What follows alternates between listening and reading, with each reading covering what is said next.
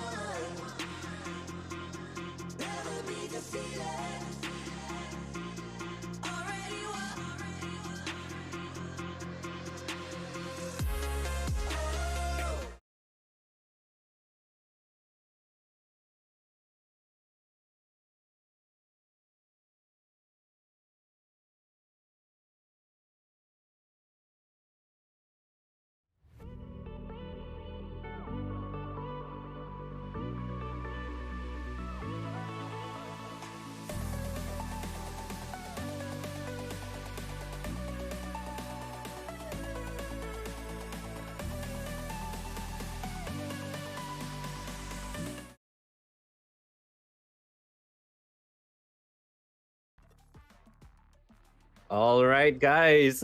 Hello, welcome to Vortex Discovering the Talent by Berryfam. It's me, Coldan, here with Ellemonade, and we're here to bring you guys a ton of action here today for the very, uh, the first game of the day is going to be Path versus, if I'm not mistaken, it's Next Generation. So it's going to be an interesting one.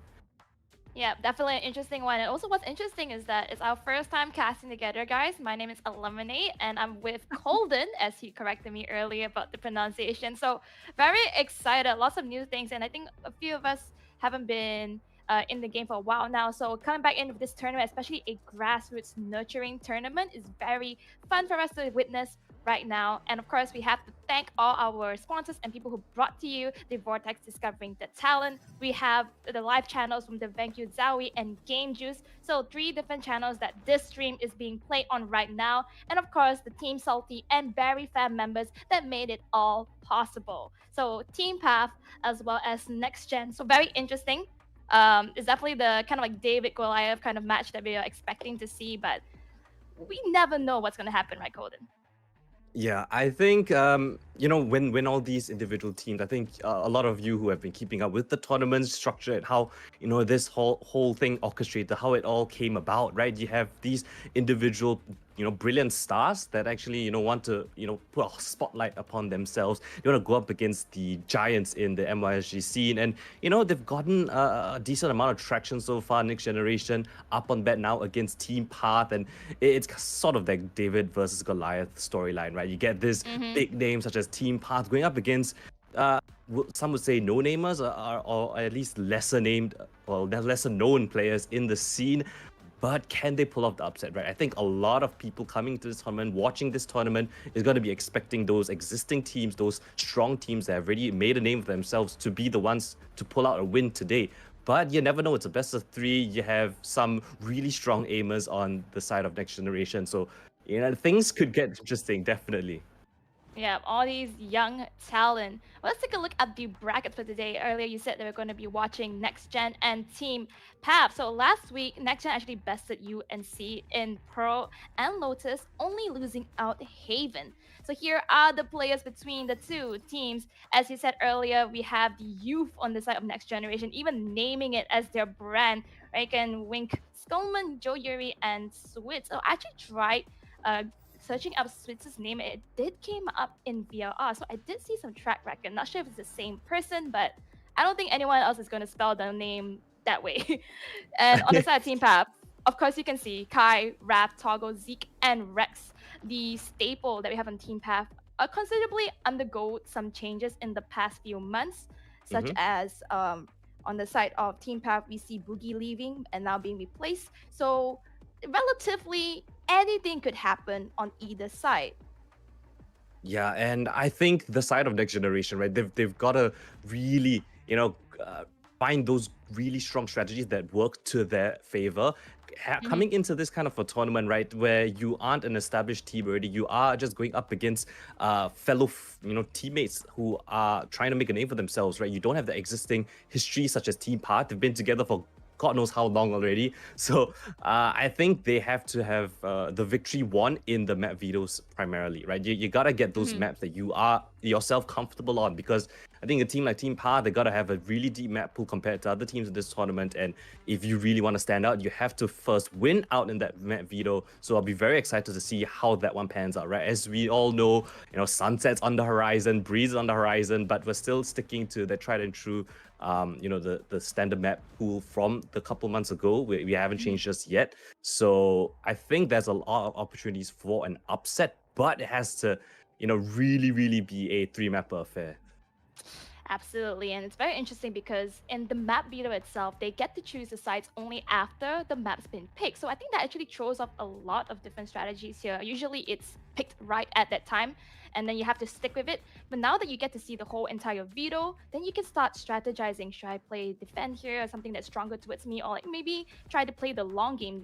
What is more sustainable, or where I can play better within the third map or decider match or even the second one. So let's try to give a little bit of leeway for the enemy team to maybe just run out of juice a little bit. So all these strategies come into play, and not to mention on in terms of what's been already picked, a lot of patterns been picked for Ascend and Split. I think we watched the last match, the last week round, and coming into it, we also saw next gen last week. So maybe Team Path is a little bit of that insight of how they play. But I don't think, I have a feeling that Team Path, just watching from the interview earlier in the social media pages of Berryfam, that they're very happy to nurture the talents that are coming through. So it's not going to be so competitive for them. They really want to see what the next gen, literally, what the next gen has in store. Yeah, I think Team Path, right? They have the VOD footage, right? They have a little bit of information of how these teams like to play. But I think one of the major aspects about going up such an underdog team, right, or such an unknown factor is: do you want to anti-strat? Do you want to play the anti-strat style, or do you just want to play a game, right? Do you just want to rely on your individual prowess as a team, the fundamentals, right, the core value that your team will bring in a 5v5, regardless of the situation, regardless of the map? Are you better in those kind of situations, or do you really want to overthink things? Maybe want to really break down certain parts of the map, really go for some very calculated pushes, right? You never know what Team Path might have in store. I think a lot of the existing teams, right, they might just want to opt for a bit of the try not to overcook too much. You're just going to play, I guys are going to play my style, play my game. I'm just going to, do what I would like to do normally. And sometimes that works, but up against great aimers, some pocket strats right here and there could just dismantle Team Path from the inside out. So I'm very curious to see how Next Generation want to, move ahead with this best of 3 here today. Absolutely. And I think one thing that you mentioned is just like, should I just play the overthinking? Should I play something that's more comfortable for the team? Because in Next Gen, the previous round, we actually saw them try being more victorious just by playing a little bit more aggressive. When I saw them play the double duelist within the second match and the third match, that's when they actually popped off, and you can suddenly see the flow, the ebb and flow that comes with the way they usually play, and that's how they actually secured the win last week round, as opposed to actually losing out one of the maps.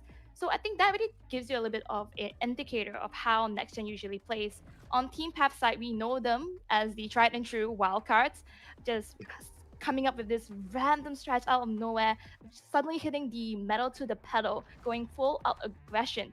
But of course, undergoing a little bit more changes now and then, and I'm hoping we get to see a little bit more different strategies coming from Team Path rather than what we already saw, because, well, they're experienced, they're the professional team. Maybe they have a little bit more tricks up their sleeves. And not to forget, these teams here, they're also playing to get a little bit of a prize pool, which totals up to 10,000. So whether or not they place first, they already secured a little bit of the cash for themselves. But of course, everybody wants that 5,000 ringgit top prize. Yeah, that is a juicy prize pool, especially for these the teams that actually have been formed by the individual players themselves, right? You get the captain in, they get to go for the whole draft system. I think for the more established teams in this tournament, I think they just really want to put a stamp out there to really say that, hey guys, I am just the best out of best right now. In the tier 2 seed, we are kind of seeing more and more teams in the off season slowly rebuild their rosters, right? A couple of changes here and there, and they really want to make a name for themselves moving into next year. And I think tournaments such as this is a fantastic opportunity for both sides, right? You get those established teams to really solidify that position, but then you also get opportunities for new talent to come up. And this is literally the entire tournament itself, right? That's the whole premise, right? Discovering the next, superstar in the MYSG scene. Superstar indeed. Any of these teams could very well be the next generation, literally. We saw like Team Path actually rose up within the past year. Of course, we have like names like TODAK, who has been around from the very beginning of Valorant, MYSG, and then of course we have a few more like Blitz, as well as Nexga, who has been playing a lot of these local tournaments and then continuously getting better as time goes. So for any of these teams out here, they have a great shot out there, and I want to give a shout out to Future Grades, because I think their interview really stuck to me. Although they were up and coming, they were already aiming for VCT 2024. Like, that goes to show how much ambition they already have, even if they're considered a newer or maybe a startup team. Wow. So very eager to Did, see how it comes. Yes. actually, I want to ask you a question, right? The future grades, did Yeah. they say they want to move into the next year as a team, like the same team, like the same core, I guess? Or Uh, is it more like just an ambition that everyone has, but maybe not necessarily as a team, moving into the next season with the same core? I don't know. well, Maybe I'm not too sure yeah. about this. I'm just curious. Just watching, I think the interview was with Pretty Princess, so he mentioned that he was playing Right. with Mickey Mouse and he wanted to get a bit more exposure for the team and want to move into VCT 2024. So Mm-mm. I'm not sure if it's going to be the whole entire team of future greats, but at least for him, I think he put out a really big statement out there. And not to mention also, Mm. I think a little bit of disrespect to TODAK. I think he would mention that Ooh. they were falling off a little bit and they thought their only competition could be Team Path and NXGN. So very interesting second match. The premise is already Okay. set. We just have to see how it gets going. That is some spice. That is some spice. You got to back it up. We'll see later on in the day. But for now, Pretty Princess is a name that has been in the Singapore scene. I myself have seen him play in multiple tournaments, a couple lands that didn't really make it to the furthest point as he would like. But a lot of these players, right? They've been in that VCT, that qualifying stage, time and time again, just barely missing out on that playoff spot, maybe barely missing out on a chance to be on the big stages, like on stream. Where that's where a lot of people get to recognize your name. But again, tournaments such as this, I think, is a fantastic opportunity to really showcase yourself, your talents, and something that kind of goes under the radar is the calling style, right? I think one thing that is very difficult for teams such as well, essentially the non-established teams, right? They're coming in fresh. You got a bunch of new players.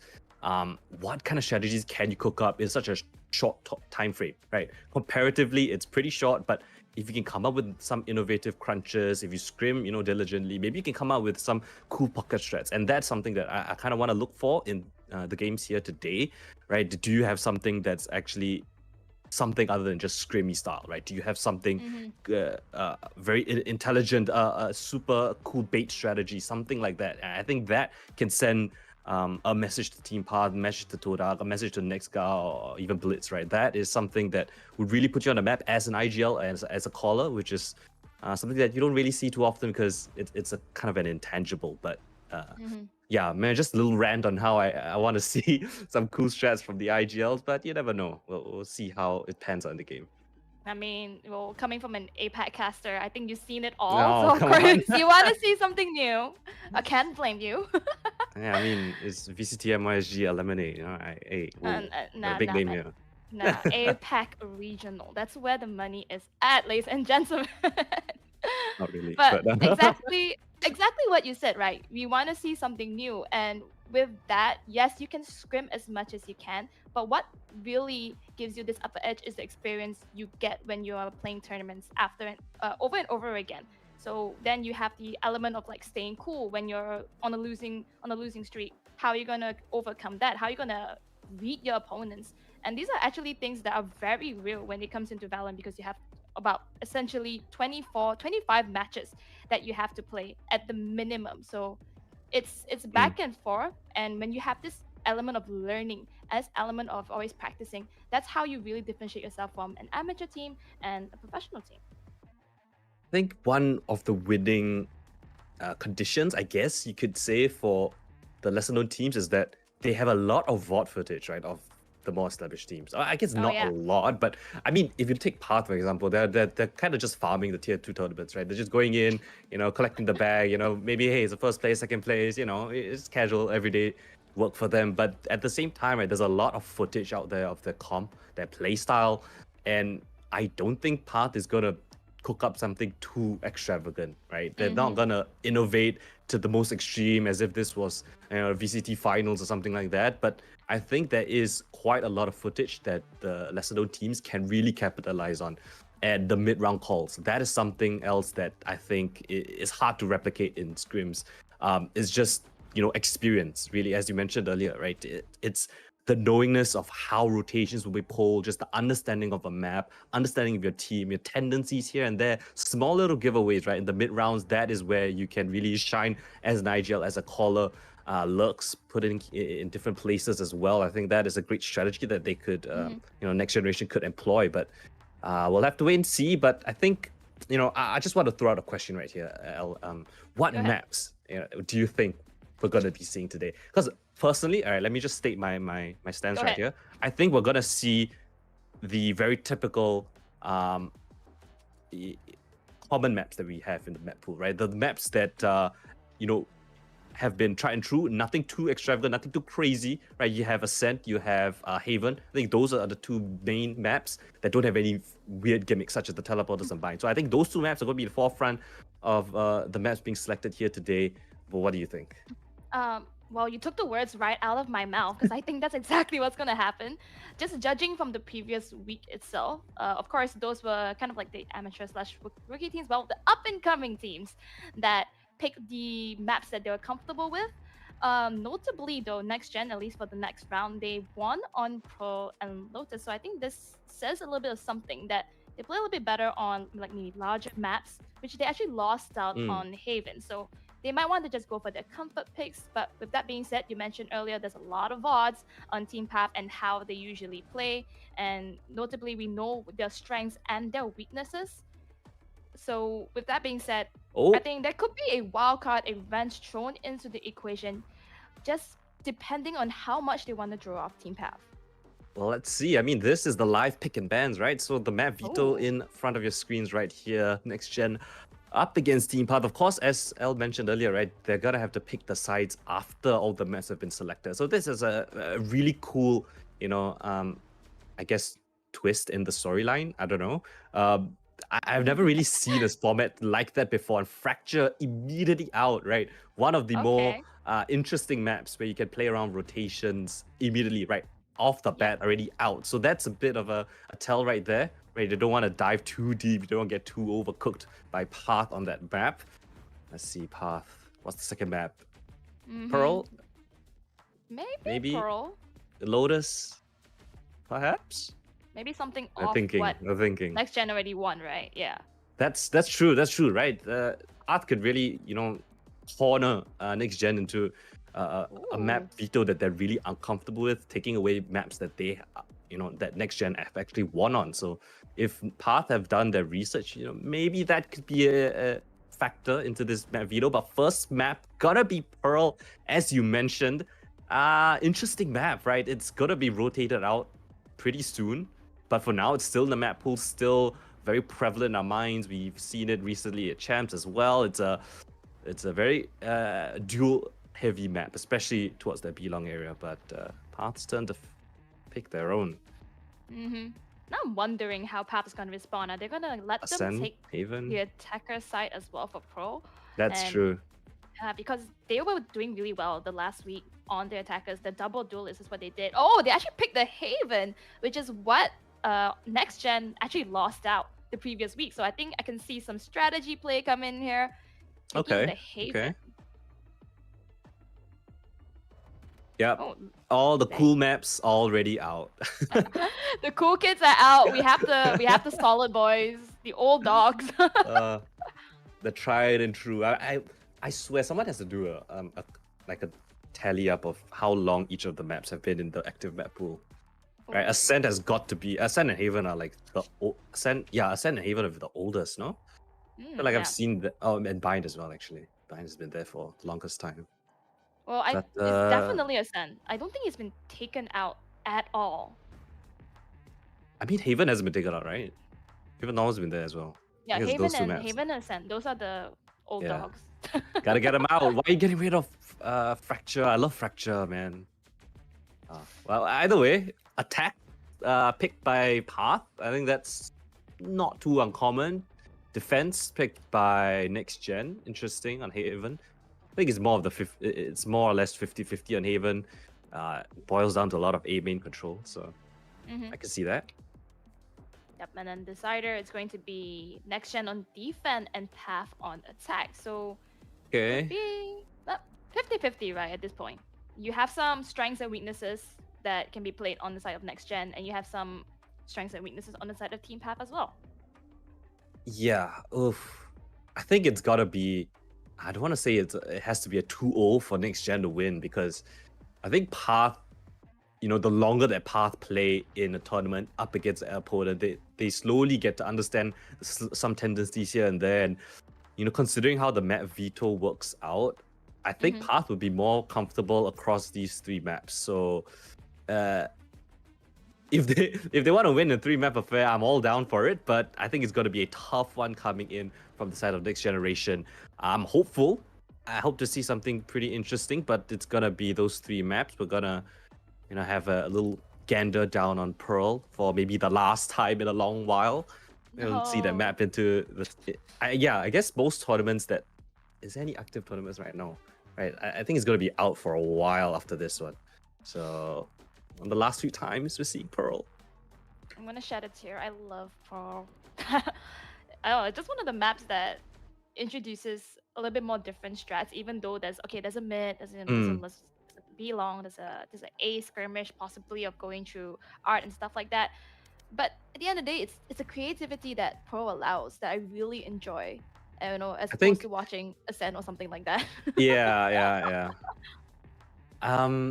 So Pearl had that issue where B long was just so easy to take, especially if Harbor early on, right? I mean, even in MYSG, we saw so many Harbors just like throwing stuff down B long and just taking it for free. It became the B long simulator, as I like to call it. But I think with the slight changes on B, teams started to focus a bit more on mid as well. And that was something that I really, really like to see from teams, right? In the mid rounds, when they have mid control, like what is the rotations being called for? Sometimes defenders lose it, and then attackers have free roam over majority of the maps, and then it creates for some very cool scenarios. But I think a bit too soon, but Pearl will be out of the map pool after this tournament. So unlucky, I guess. We'll see if Team Path want to lighten up our lives and give us an interesting Pearl, perhaps. Abusing mid. I think that is a really, really cool strategy. Really cool strategy. I also see some comments coming in just cheering on the favorite players that's going to be playing today. So keep it coming. Give the moral support to your favorite teams. And with that being said, I think the teams are actually coming in right now. So we're going to be going into game very, very soon. Pearl, Haven, and then Ascent. And I think for Team Path, at least, taking away the attack on the first map on Pearl, which is what Next Gen triumphed in the last week itself, is a very smart move. And like you said, it's going to be very difficult for Next Gen to climb up. It's just going to be an uphill battle from themselves. But if they're able to defeat the biggest enemies, which I think is going to be themselves, you got to cycle yourself into it, then... You're not wrong, though. Sometimes, having that mental block sometimes where the confidence is at all-time low, you're being dismantled left, right, center. Valorant can be very momentum-based. It is very confident-based, and if you aren't, giving your teammates your support, if you aren't really, cheering everyone on, it can really fall into that spiral of doom where it's just loss after loss, round after round. It feels like you're up against Fnatic of the Worlds, and sometimes it can feel like that, right? But that's another aspect that we don't see in the server. We don't see the apart from the frags, we don't see how the mental game is being played. How you have to really calm down your teammates at certain points. You have to cheer them on. You have to give them confidence, even though you're down 7-0. Maybe you still have to keep that hope in there, because it really isn't over until it's over. Right? Until the victory sound plays and you see the victory or the defeat on your screen, it really isn't over. There's always a chance, and there's always an opportunity. So that aspect, I think, is a big factor that a lot of teams, really struggle with. And you never know, right? Maybe the team on Next Generation, maybe the mental is just on another level. Maybe they're just indomitable. The greatest confidence they've ever seen. I've got a couple of them in my ranked games, right? The confidence is just off the charts. They just run in and just instant headshot everyone. So curious to see how things pan out, but it's gotta be the map of Pulse. We jump into the agent select screen to see how this map's gonna pan out. Oh, more of the story is don't have turn off brain moments. Alright, there you go. I see some really interesting picks already. Toggle and Reese are going to pick up the double duelist comp for Team Path here, picking up the Phoenix, which is actually something that on the side of Next Gen, they are the ones that actually started this trend from the last week. Well, it's too early to say it's a trend, but the Phoenix was picked up Not sure what Aspas is going to be taking here because Skullman is playing Jet. There you go. The Phoenix. Can't Okay. believe Aspas really made the change to MYSG. Wow, so cool. He's an up and coming pro, trying to prove himself. Yep, up and coming He's here, pro. guys. Hey, where's all the spreadsheets? Come on, guys. The leak's here. Aspas is in the server. Oh, okay, so it's a Alright, mirror matchup. Yeah. Alright. What do you think about alright. that? Mirror matchup. Astra is the single controller. Astra Phoenix? is a single controller. Is this the Jing effect? Yeah, I think it is the Jing effect we're seeing here. And the thing about Phoenix, right? I think a lot of it's been glossed over, in my opinion, right? The fact that Phoenix's wall actually helps quite a bit when you want to cross from B long to B halls, right? As you're attacking. I think it's not as good as a neon wall, of course, the fast lane, but it still gets you to point A to point B, right? It's not the best, but it can be a cool ability to pull out when you need it, and sometimes it can be quite clutch. So curious to see how these two teams want to really abuse it. Path on this attacking side, seeking revenge. Oh, not really revenge. It sounded cool, but I mean, it just started, but well, revenge could be the word here. Already starting with some early utility, dropping it out. No one's actually taking the aggressive side of next gen, so those utilities will just be going to waste for the time being. they have the map control, which is pretty decent. They still have opportunities, right? You can see how they're laid out. Not committed just yet, but the heavy presence from next generation already towards this A side. Got Spike. Ooh. Now just gonna recuperate a little bit. Taking some damage earlier. So that's gonna be a little bit of some downtime here. And next gen can just relax for a little bit, but I think they have an inkling it could be an A hit. Yeah, next generation aren't gonna buy this A presence, right? Maybe they are, right? A bit scattered. They're going back and forth, not sure of where the commitment's gonna be. You can see the spike though, it's headed towards B long. But in the meantime, a bounce towards mid. Zeke gotta be the killjoy that comes out victorious, and that leaves a huge gap. Only one defender here on the B side, and he cannot find a single kill. Riken gets taken out just like that. 5 versus 3 already. And next generation 30 scratching their seconds heads. They got faked out, Spike juked out. The planted. site's lost, and this post plan is seeming impossible. Nebula's the gonna first one. dissipate.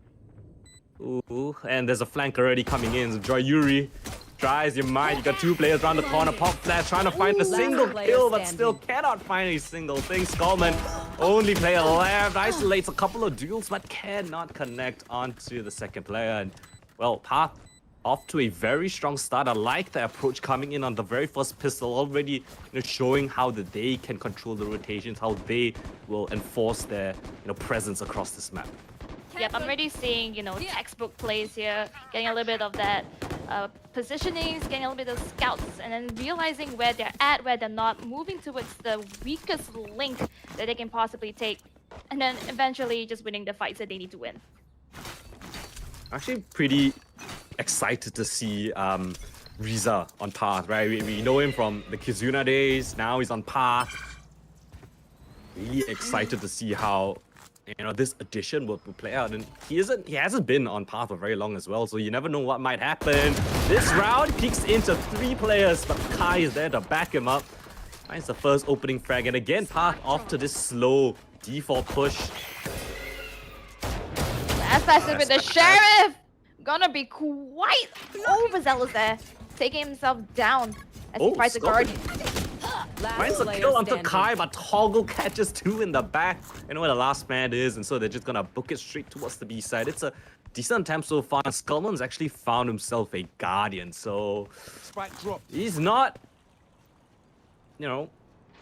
not dangerous. He can deal a whole bit of damage. Make a name for himself, spots out the plant location, so he knows where one of the players are. Unsure of the second though, but he can try to isolate this duel. We can find the first one early on. Unsure, multiple angles, finds the headshot, and now 3 kills already. Riza holds the angle, and he holds the line. Defends Team Path from a slip up, and he converts that second round. I'm faster than Just some Skyfall. simple gunplay stuff there. Ultimately, though, Riza managed to just get the final shot onto them, but very much winnable, and I think that really shows the skill that these players have on next individual gen. skill. I Yep. mean, that was just an equal round, right? Now they're coming in with guns of their own. Let's see if they can actually put a proper dent in the scoreboard. Haven't gotten around yet, but this is where the train starts. If anything, Skullman already up 4 kills off that round. Gotta put quite a bit of confidence in his team. Definitely doable. It's an A main push coming through. Ooh, not gonna find anything though. Team path again off to this slow start. Yep. I mean, they don't have the creds that they really want coming into this third round. And next gen, they're gonna capitalize on this, taking huge positions onto the A, pushing out. But Lombard is going to ring. They realize the threat is coming in from A main. Miko's gonna back up a little bit. He has all the utility he can use to himself. Asper's gonna throw in the flash. Not a flash, the wall actually. Just in Yeah, case. that's just feigning a bit of presence, right? But they're unsure, and Miko with that spike doesn't want to get caught out and lose it. In the meantime, right, they're just wasting utilities from the side of Next Generation, right? They don't have the best economy, and if they lose this round, it's gonna be pretty devastating. Oh, there goes the Trailblazer. Gonna get a jump peek. Sees Aspas' head.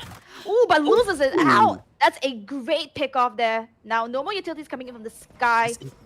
Oh, there's a bunch of players here. Riken, can you find anything? Yes, he does. 30 Takes seconds down left. Riza, still surviving, being a rat at the back of the site, but he cannot find his shot. That running back just a little bit too good right here. Skullman eventually takes it out, but still a doable 4 versus 3 retake Spike coming in planted. from the defense.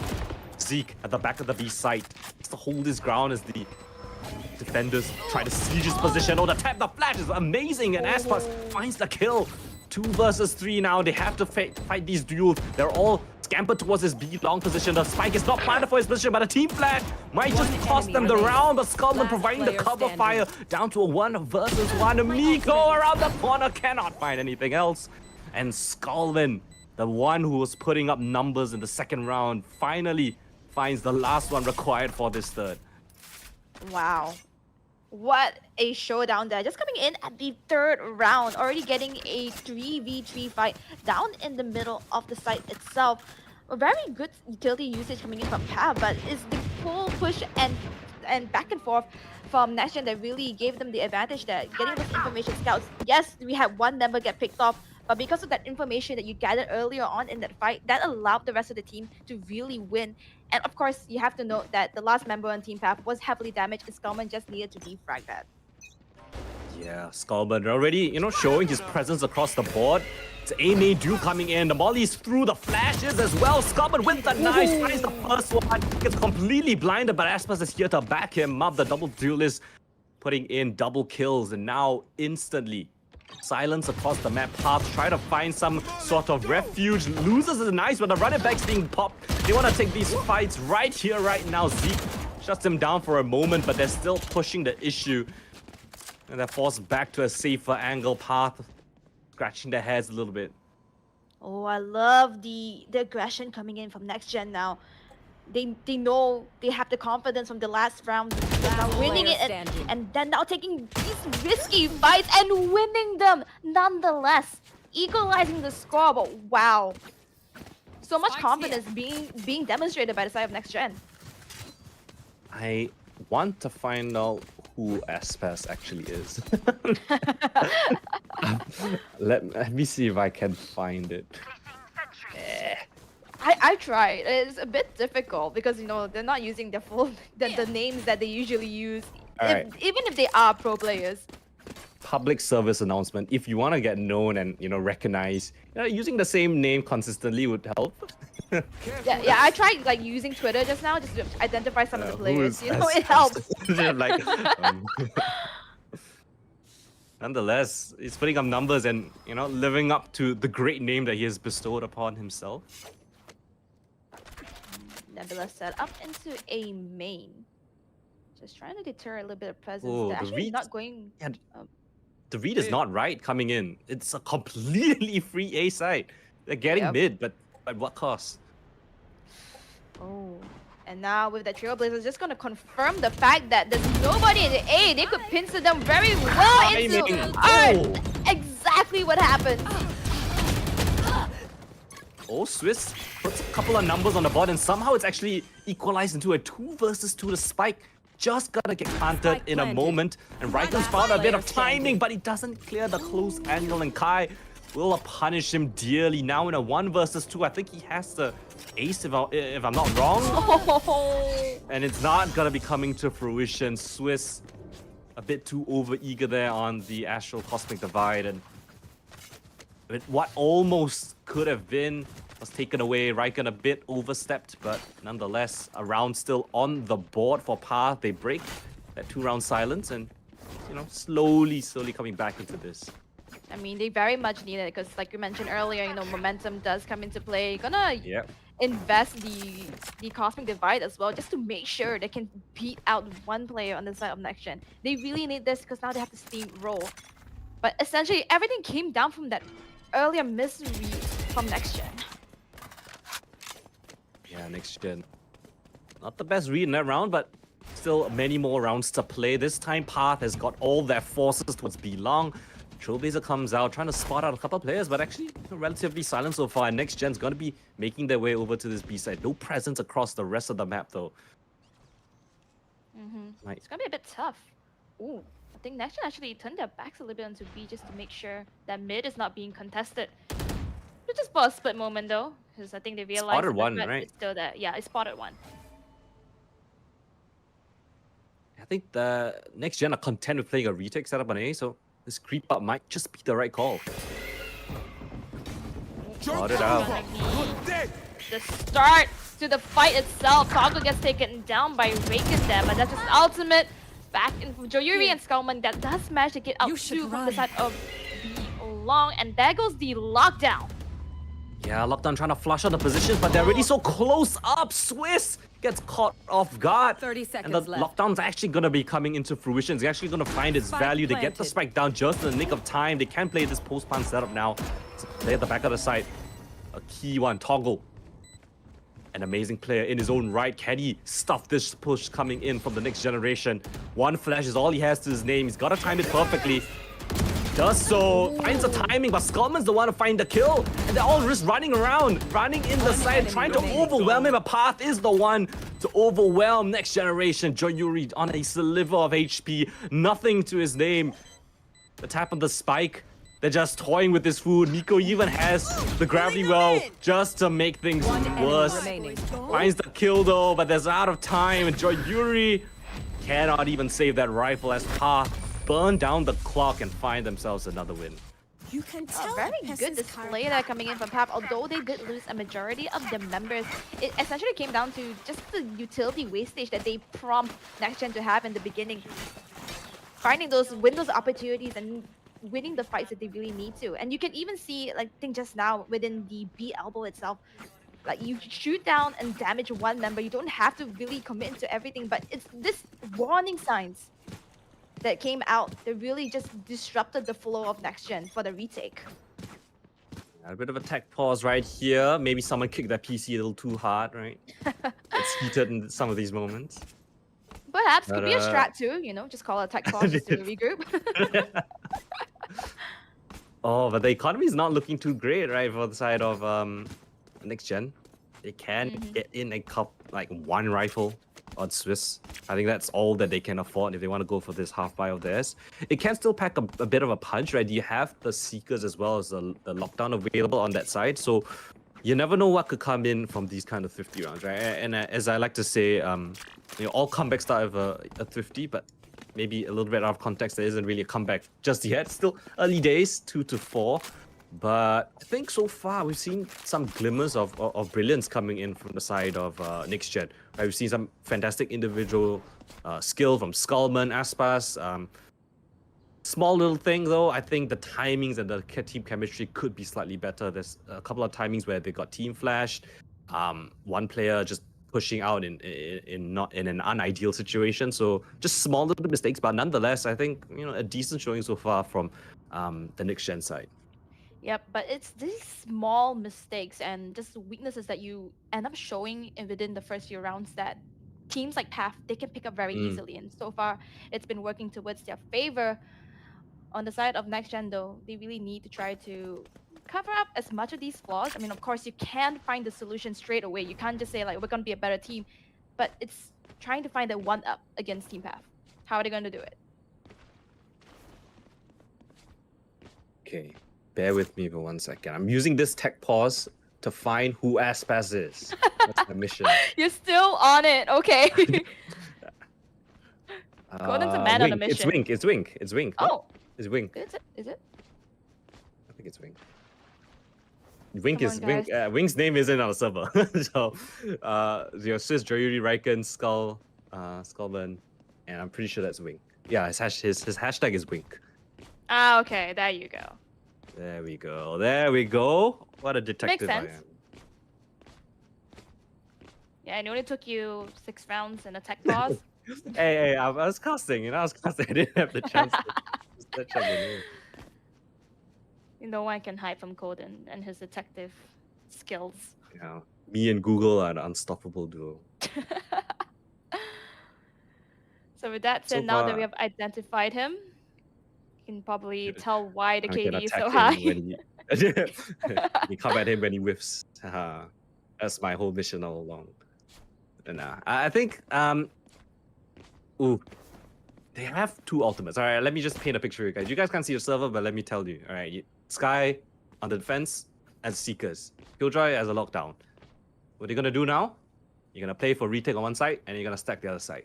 Right? If they go to the side where you're playing retake, use the lockdown and use Seekers, and you win the round. Easy. Yep. That's my prediction of the next round. Or it could totally Will go it south. come into fruition? and- Or maybe I they mean, just pop the lockdown and then they die and then they lose the lockdown and then they use Yeah, I the Seekers mean- and then they lose the round. Yeah, could be like an early lockdown that Path could just possibly Here. wait out of. The Seekers could not maybe just not capitalize on the finds that they have. Maybe Path is gonna spread out and it's just not gonna be easy. We're just Possibilities, theorizing you the know? downfall. How is the worst? What is the worst way they can mess up right here? What is the absolute chaos that could Yeah, ensue on the server? what is the worst? That's the worst scenario? thing they can do. All right, the worst thing they can do is Killjoy runs up mid and puts a lockdown right in mid, right, and then runs Yeah. away. And then they Yeah, use the runs Seekers away. immediately after because they already know where everyone is, but they want to know even more. And I don't know. Can Joyuri hear me? Why is he face palming? God damn. Oh. I It's like kind of a the- shame though. Oh, Mhm. sorry. What were you saying? No, nothing relevant. I was just gonna say I like the little jump, hop, skip circle that Path is making at the other end. That's it. Oh, Nothing relevant. Shall we take a? Oh, I can see them Anyways. in the top corner. Honestly, that's what I do in my rank games as well. You just at the start of the round, you just run around circles. Yeah, that's true. I I mean, think- I could. Ooh, body language analysis. Path have the better body language now. Look at them. They're team huddling in the corner. What are the defenders doing? They're all separated, right? They're just taking their ones. No, I actually imagine that next gen is like hardcore trying to break down strats right now. Mama, I realize that this person could not be like holding here. Maybe we can try to like push out, and then Path is just like, hey, you guys makan already, idiot. You know. Wait, who needs a new PC? All right, come, let's just admit it. Give them the prize pool, right? Get them a new PC. Get him a Maybe new they can use that money PC. towards a new PC. That's Right? true. They got the winnings already, right? That's more than enough. Right, surely. For one graphics card. Maybe better Wi-Fi. I think I realized that I'm not sure. I might be sorry. I might be imagining this. I Mhm. think like there's like a different buy on the side of next gen. I might be imagining this. I'm not sure if it's A the same thing different that we buy? Oh yeah. Swiss sold his rifle because he knows Yeah, that Swiss he sold can't his 1v5. maybe he heard us. Maybe he thought that man. Maybe I He should realized, not put the lockdown in mid. the stream is caught up. It's what a great strat. Why did you expose me, Coldan? I I had a great strat. the great strat, man. Just put the lockdown in mid, get them to shoot the lockdown, and then we kill them. Absolutely. Simple. It's honestly a shame that Pearl is leaving. I thought that there was a lot more live. I'm actually quite surprised that Pearl and Fracture got taken out. I think those 2 maps have a lot of potential for innovation, especially Yeah. Pearl. I think with 1 or 2 small changes to Pearl, I think it could be a really cool map where mid becomes the main focus instead of B-Long. I think once the focus becomes on mid, I think then this map becomes insanely interesting, especially for the attacking side, right? You have a lot more options instead of rushing B long. And Fracture as well. Oh, I love Fracture. Fracture is one of my favorite maps, man. I I mean, think there's Fracture so already much got creativity available. yeah. Fracture at its run, yeah, it's a decent run. I just don't know why Ascent Haven's in. You know, Absolutely. That's the one I really want to have an answer for. Like, why is Ascent still in the rotation? why is Ascent still in? Right, please advise. I No, know I'm you kidding. love your favorite boy from the very beginning, but he's gotta change, man. He's gotta grow up. Yeah, actually, it's actually pretty cool, right? That we have three. Oh, sorry, not three. We have two three-site maps in the pool right now. I mean, we have Lotus as well as Haven. So I guess the current pool is relatively balanced. I think there are quite a few defensive side of maps such as Ascent and I think Sunset. hmm So it's a weird balance that we have right now. I don't think it's the best, but I think it's pretty wild that we have two maps that are three sites, with three sites in the current map pool. I always thought that they were gonna rotate Haven out for Lotus, or at least eventually, but hey, it is what it is. hmm Yeah, I was thinking the same thing. What do you All think about Sunset though? right. Oh, sorry. Yes, Sunset. Ooh. What do I think of Sunset? I think it's a map. Get out of my way! No, I don't think Sunset's that good, honestly. I mean, Back into the typical. game. Oh, Skullman, tired of that pulse, wants to take the Oh. fight in their spawn. Okay, loses that one, and I guess all of his teammates want to take that fight. Zeke, 1 versus 3, I guess, by himself. Finds one, and they find themselves 2 rifles. So that is not the worst situation. Oh, sorry, they found 1 rifle. I lost 2 players, and Path, they realized this, so they're just gonna be pushing straight into the defender spawn, clear that piece of real estate out. Now they know where the attack, or at least where the retake is most likely gonna happen. Yep. So Reagan with the rifle actually has a little bit more firepower here. They have all ultimates available if they really want to try for this retake. But Reza's gonna get a blaze storm to his face and gonna be out for blood. He tries to find another one, but Joey with a real quick tap. That was actually insane. 1 versus 2, the flash is beautiful, but no one swings off of it. 2 bullets, 2 heads, perhaps, no time. Wait a minute. What? Okay, that's a clip. That's a clip indeed. Well, Stay okay. tuned. Well, at Okay. least Kai gets Pretty up his good, life. pretty You know, dangerous. didn't exactly through the whole round. A couple of kills, stole away a couple of weapons, broke some armor. Not the worst thing in the world. They have 3 ultimates coming to this round, so that's something that they can really work with. And Swiss also does pick up the operator in exchange for just some light shields. So now with the Ooh, operator Swiss with in the op. play. Yeah, the killjoy. Alright, you don't see that too often, especially with double duelists in the server. No one's gonna be coming to his side though. Fight towards A main, they're gonna get this orb and he won't have his head. Kai manages to trade frag him out, but at what cost, right? Toggle at the very least has his run it back, right? Thanks to that orb of his. So now they have an opportunity to use that for a great aggressive push towards any site that they wish. In the meantime though, with a 4 versus 4, I do favor the attackers this time. Toggle eager to peek this angle, but Yuri's watching it, but gets dinked in the meantime. Just too tight of a corner here. I'm just And he questioning a can't little heal bit. himself. Yeah, I'm just questioning a little bit why they're holding the ultimates at this point. You know, the operator already invested. And then you have the seekers, you have the lockdown. Those are huge when you're on the defender side. Got your trail. You're dead.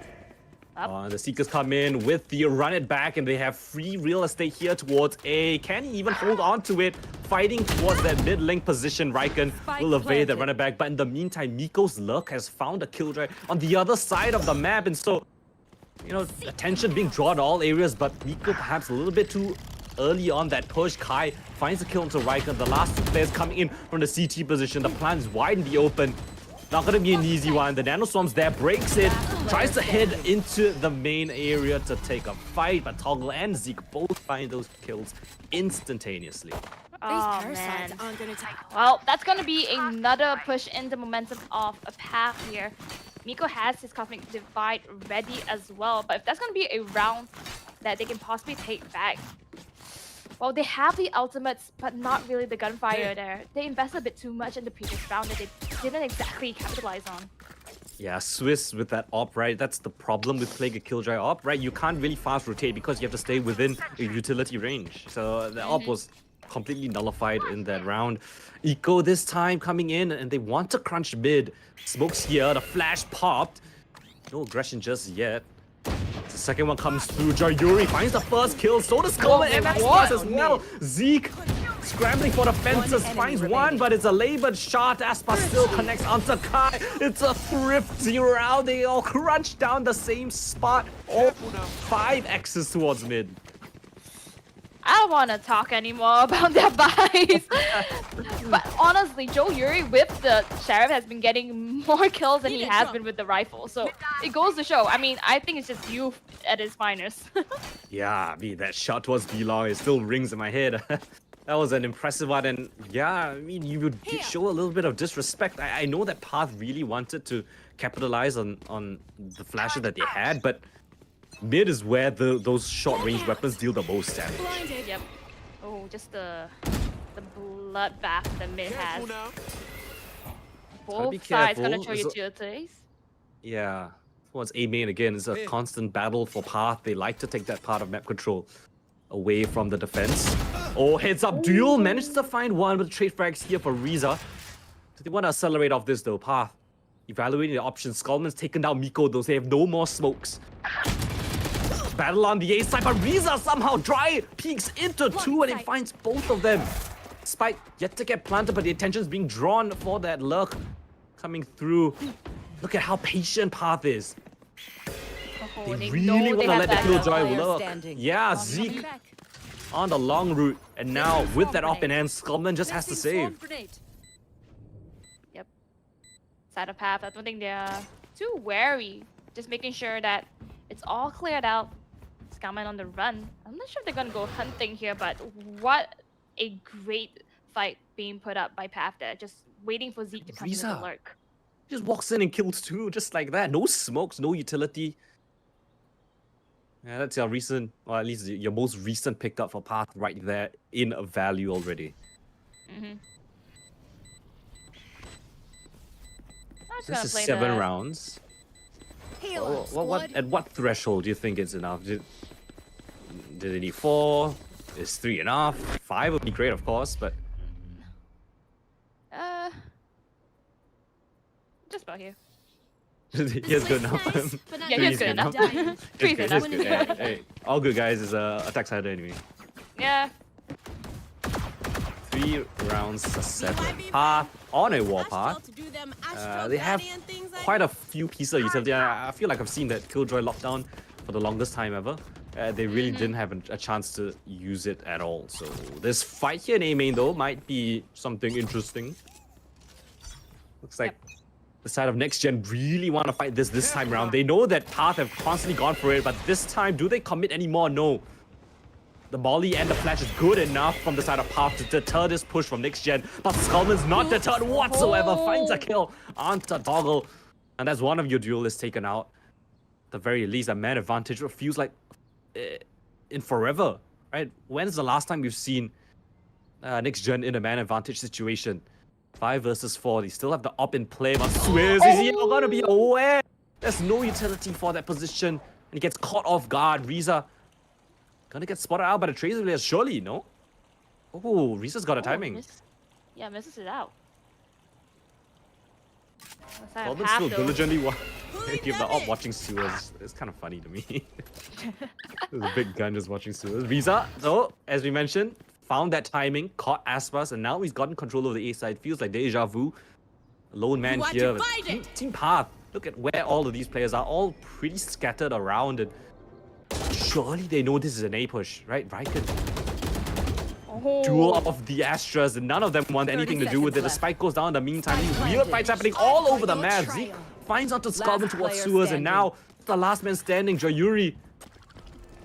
Teammates lost their 1v1s, and now he's put into a 1 versus 4 up in hand, and yeah, 3 might just be all they're getting, because I'm not sure if we're gonna be able to see this off. Oh no! Not the shorty into his face, man. He's just trying to save an operator. Last round in Yeah. the half. As much as they wouldn't like to hear it, 3 might be all they're getting because the economy right now is not in a good spot, right? They have a couple of rifles, but 4 out of 5 of them have half shield. A judge in the hands of Swiss, Riken with their bulldog, far from ideal. In the meantime, Path, right? They can buy up that Praetor, they can drop a Vandal if he wants to switch into that one later on when he wants the entry. So many options for Path. They've been beautifully toying the rotation so far. Yep.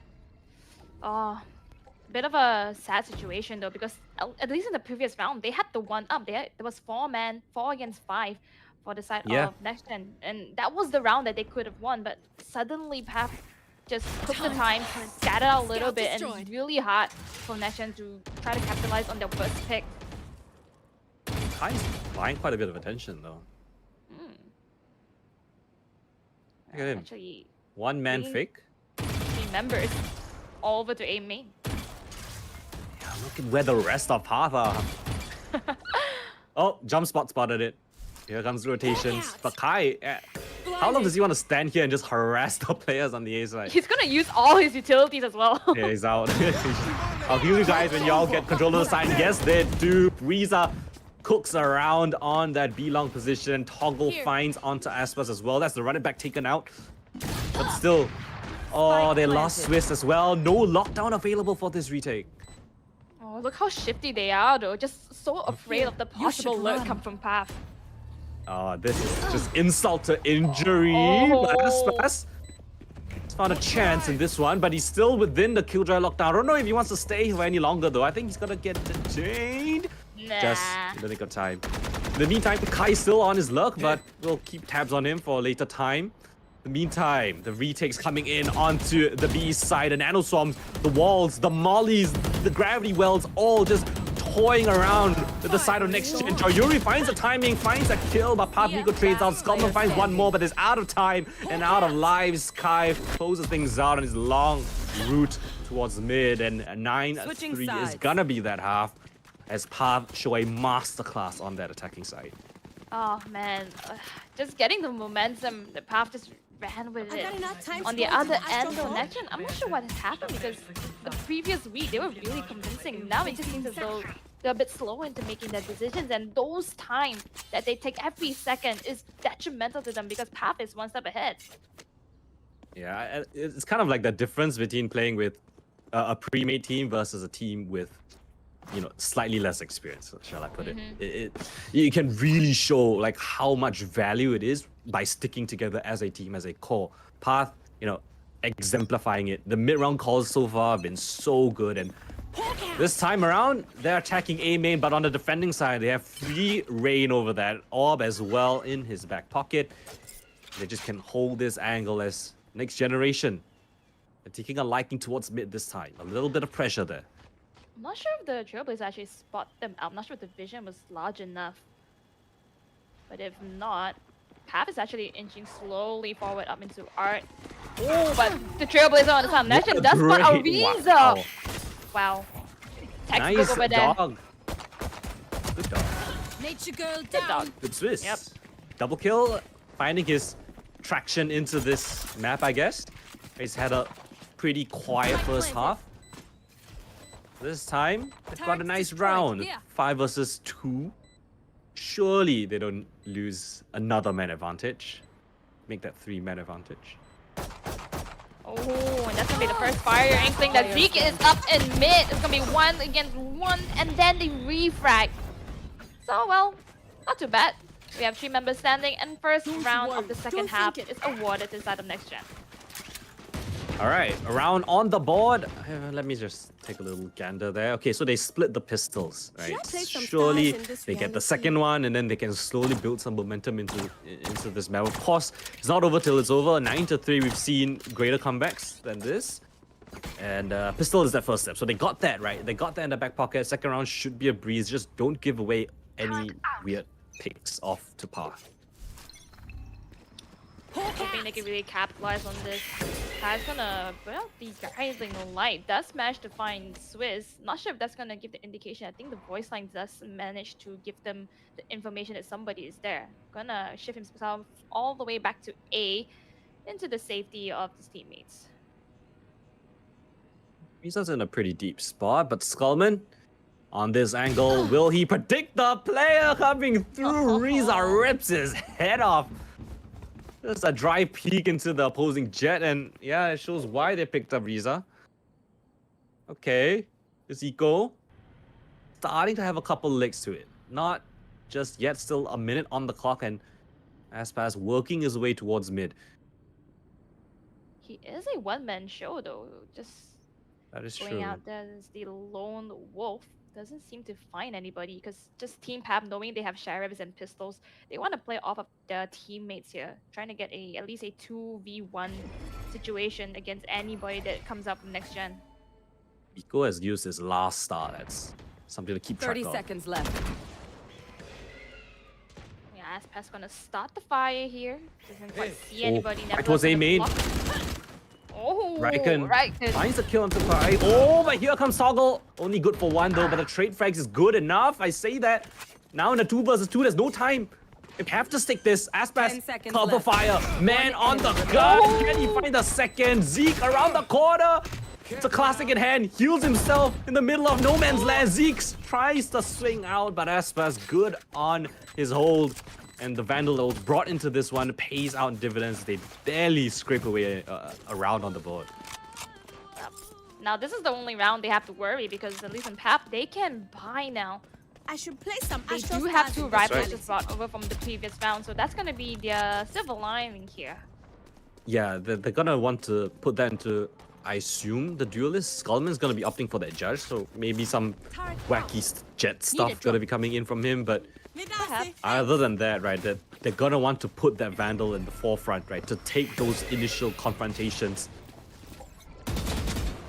We're already seeing it. Peek out. Toggle coming up with Miko trying to get that early pick off, getting that A main possession here. Susan Scummon Double might setup be is challenging scary. this though. Oh, Skullman dashes into Miko, but he gets absolutely annihilated. That is not the call. Miko punishes for such an overeager push. Twist now on bad, cannot find a single kill. And Path, off the back of a pretty decent Eco, answer with 3 kills at the start of the round. Enemy remaining. Denied again, Spike a down near mid. flawless one. Aspas, last man standing, 70 HP, opts for the bit of a heal with the wall, but is being completely surrounded. Every single avenue being watched for. Let's go Aspas, or should I say Wink? Up in the middle, he knows See. he is one man against the world. And Pat, a I'm little gonna bit of try. Oh. I have a Toggle. It takes that away, so Path, pretty strong anti-bonus coming in from them, and not the end of the world just yet, right? They've won the pistol, they won the second round, now they're coming in with a proper buy this time for the side of 1 second, peeps. I gotta visit the Astro the to next play gen. some stars. There is one player with a Placing bit of forward. reservation. It's gonna be Skullman. He's not gonna have everything they would like, but it's actually he doesn't have Blade Storm. He's opting for the Yep. shorty. This is Don't hold interesting.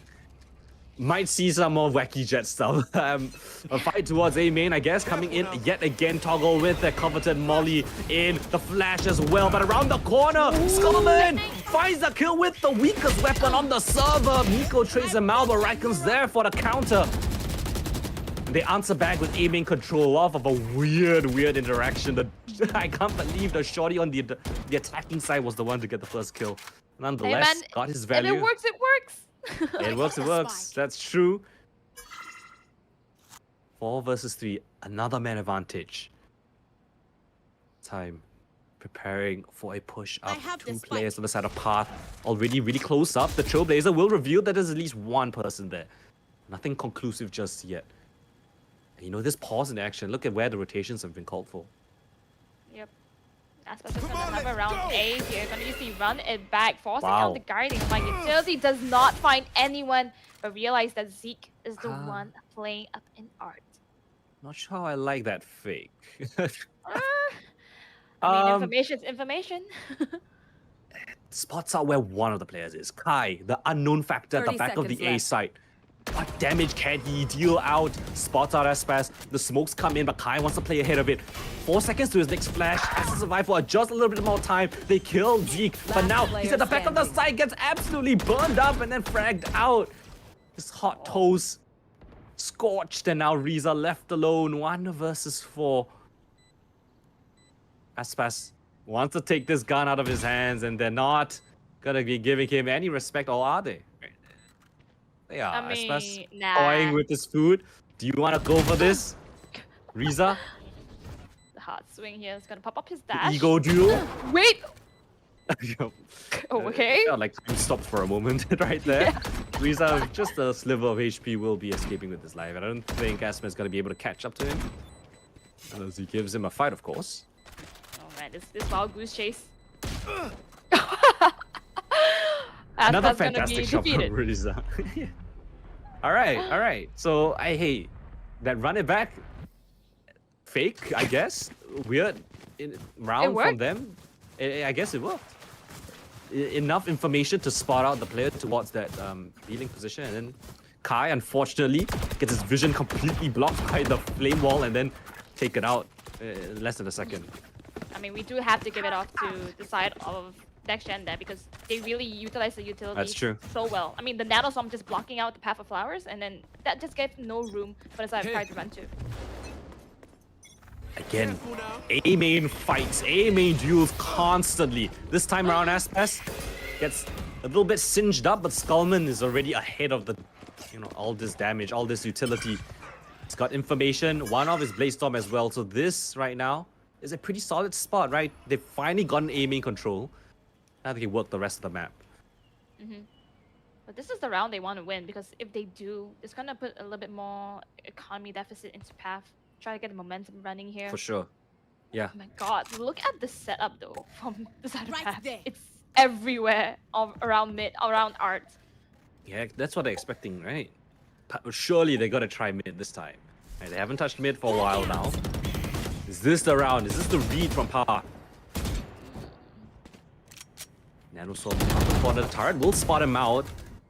And this smoke, I love this smoke coming in from Path right here. It's so annoying. It acts as a bit of a one-way. It prevents a lot of pushes, a lot of weird angles the attackers will have to deal with. And that's more than enough to push them away. That said, Aspas still hovering around 30 A, trying seconds to get an left. opening. I think the read Feels like they want, actually- yeah, Back alarm bot down.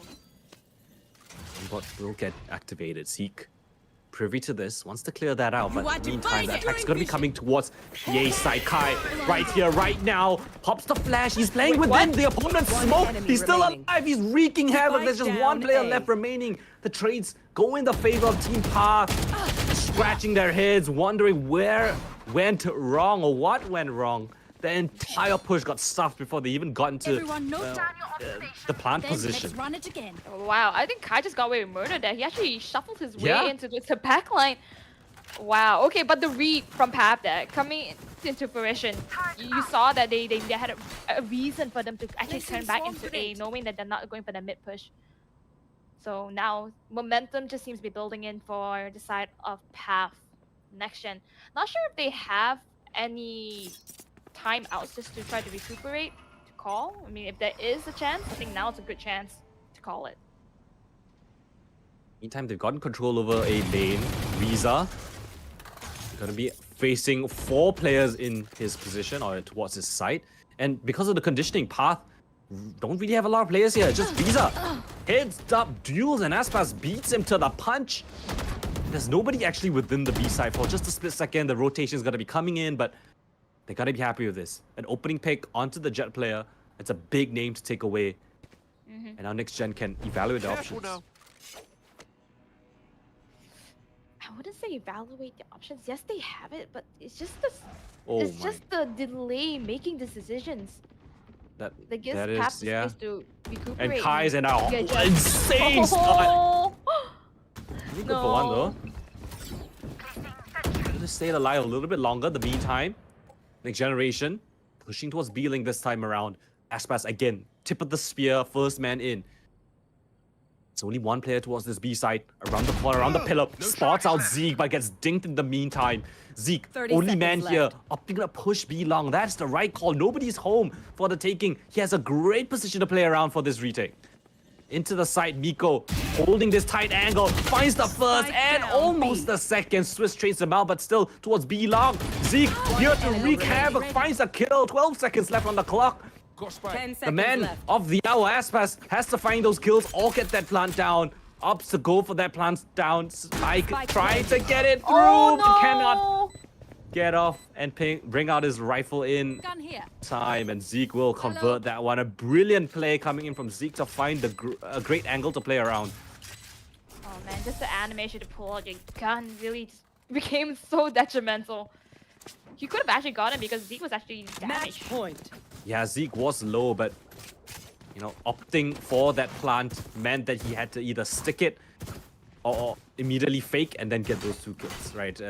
If he opted to stick, he had to go all the way, and I think, I think Zeke knew that, right? That he had to commit to that spike plan, so he just full send it.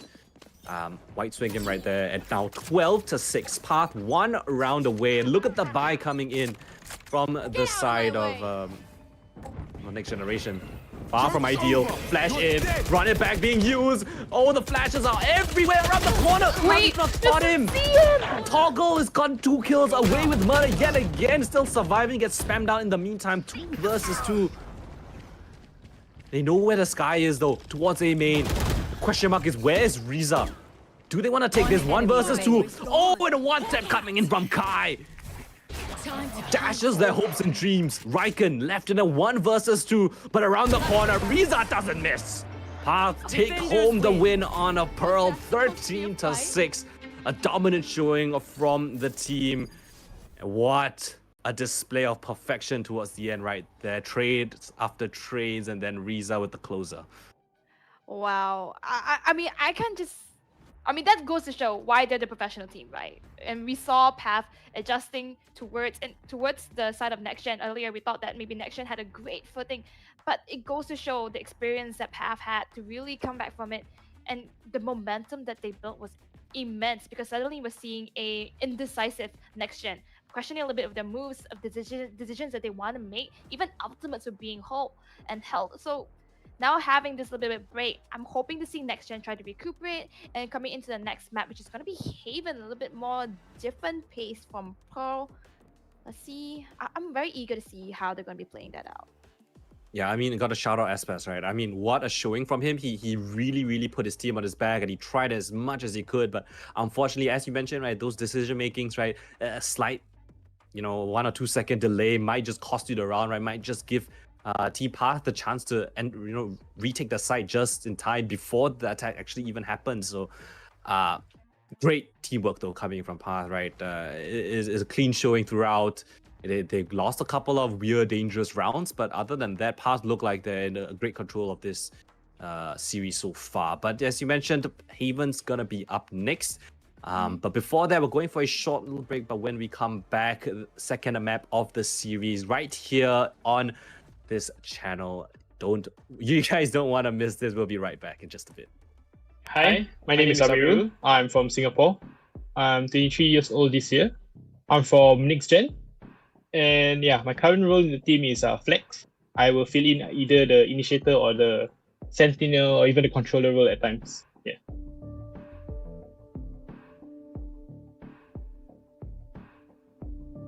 Personally, I find that it's quite an interesting format.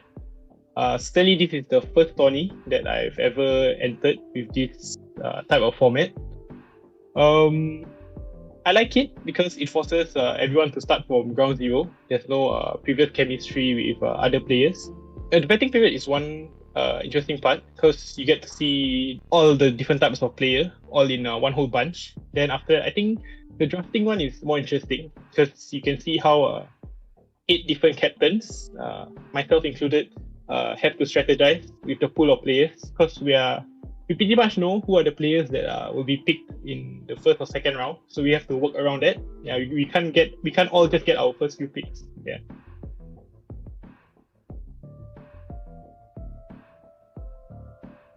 to be noticed is one of the main thing. I mean, the prize pool is who doesn't appreciate getting any prize pool. I want to have fun, you know. If it's too competitive, it won't be too fun. But of course, winning to me is the most fun, which is why I'm joining this tournament. So I guess my answer would be maybe half the prize pool and half to have fun and win and to be noticed. Yeah.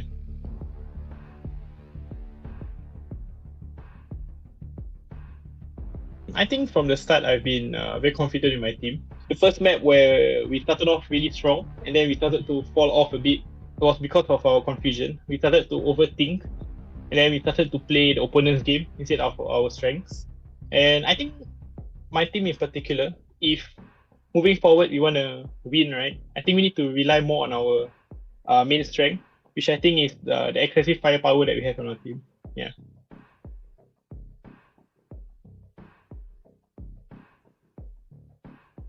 I think we'll just be as ready as we'll ever be. We'll try our best, definitely. We really plan a scrim today and tomorrow just to prepare for Path. I wouldn't say that our chance is 0 or close to 0. I think in a game of Valorant, it can go either way. I think with Path, yeah, they're more structured. They have more time to work on their chemistry, on strategies and everything. But that's exactly why I think it'll be an interesting match between us because we don't play structured. And we're definitely going to play a bit more unorthodox, a bit more out of the box playing. Yeah, I think because I have two duelists on my team, especially Wink and Skalman, they have their own aggressive set plays that they like. So with that, yeah, we try to mix it up as much as possible. Winning Path, I hope I can, but yeah, we'll see how it goes. I hope that Path doesn't look down on us or don't underestimate us because we'll come out swinging. Good luck to you. Alright, support my team, guys. Yay!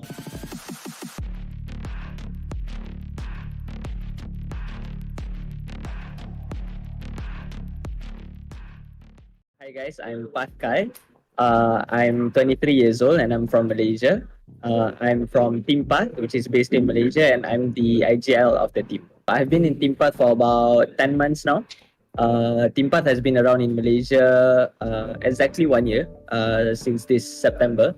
And I've also been playing Valorant for about 2 years.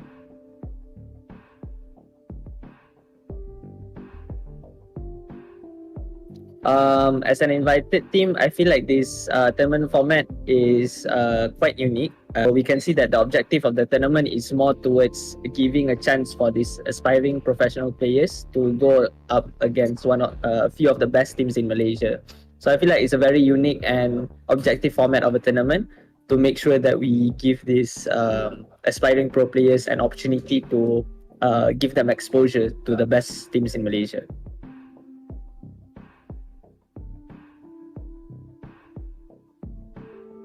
NXGN, I did watch their previous match against UNC. I think that they are pretty decent for a newly built team, and I'm excited to face against them. Hopefully we can identify a few prospects that we could maybe bring into Team Path in the future.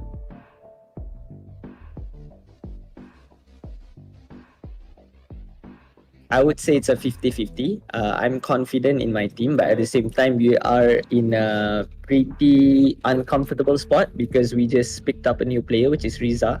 And we have just played with him for 1 week. So the confidence is there, but we are in a more unfavorable situation as compared to the other team.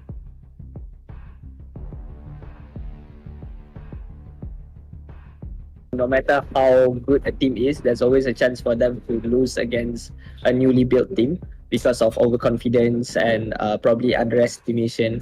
So it's important for us, even though we are an established team, it's important for us to not underestimate and not get too overconfident just because they are a newly built team. Because we know that these players are high-ranked players and they understand the game of Valorant.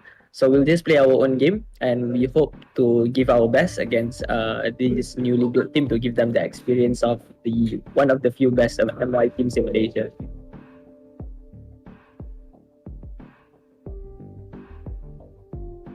To all the newly built teams, with all the aspiring professional players, I hope to see you guys give your best. You can give yourself more exposure towards playing against the best MY teams.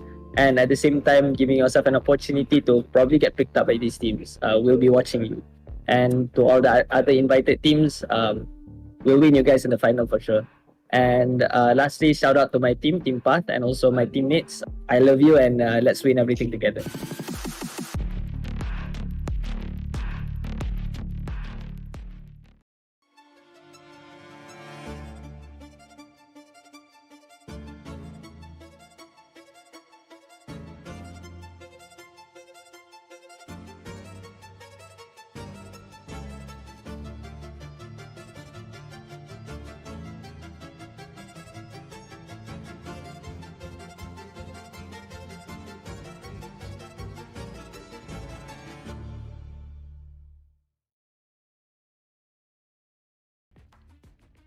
All right, ladies and gentlemen, boys and girls, gamers of all ages, welcome back to Vortex by Berryfam.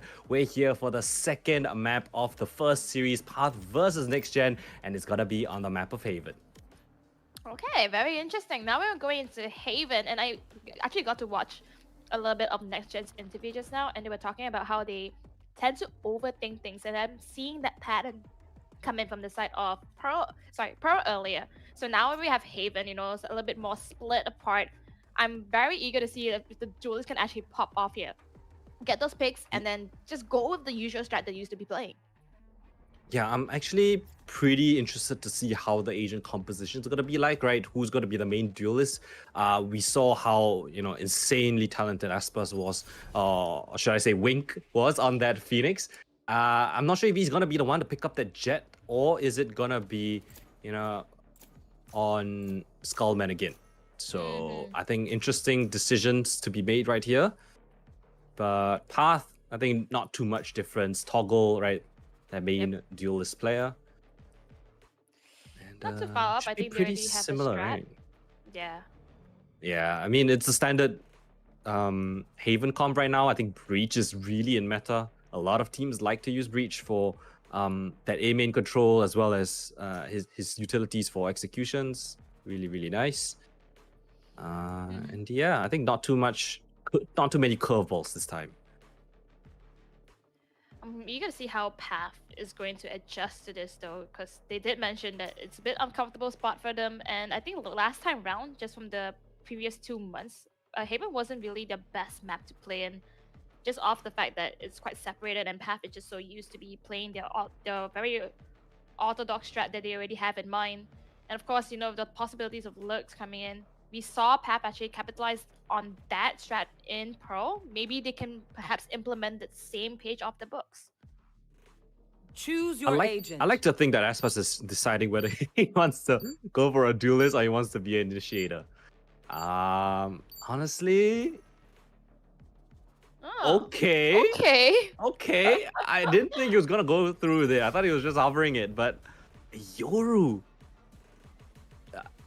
That is, Okay. I mentioned we're not gonna see curveballs, but that is the biggest curveball I've ever seen. That is not something that was on my to-do list today. All right. You know what?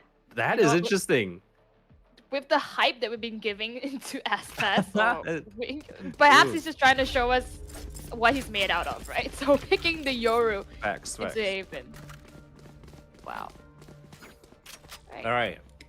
Time to get cooking. How does Yoru play out this one? First and foremost, right, the gate crash, if nothing else, is a fantastic rotation ability, especially on the defense. You can just lob it towards the C side and, you know, peek towards A. If no one's there, you're instantly on C, you know, ready for a C push or something like that. I'm not sure if the agents aren't the best for Yoru, right? Sometimes, I mean, not sometimes. I mean, usually we see Yoru together with maybe a Breach or Fade, right? There's fantastic abilities that you can combo up with Yoru, but we'll have to see, right? How does Aspas want to really capitalize? Yep.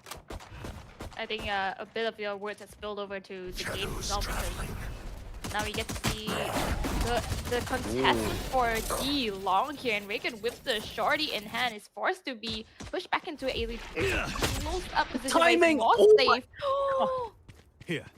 Oh, at the very least, he gets away with his life, but I guess info nonetheless. But no one's here to deter this push. Into the side they go. Joyuri uses a shock dart, but around the corner, Aspa's the one to get the first kill. And they're flooding in for this retake already. In the meantime, Swiss has pushed out off Garage, finding Kai. And now disarray, confusion. The spike towards A, but Toggle's on his own little journey towards B. 12 HP, the difference, and they're all torn apart. Path. That game plan. Timing!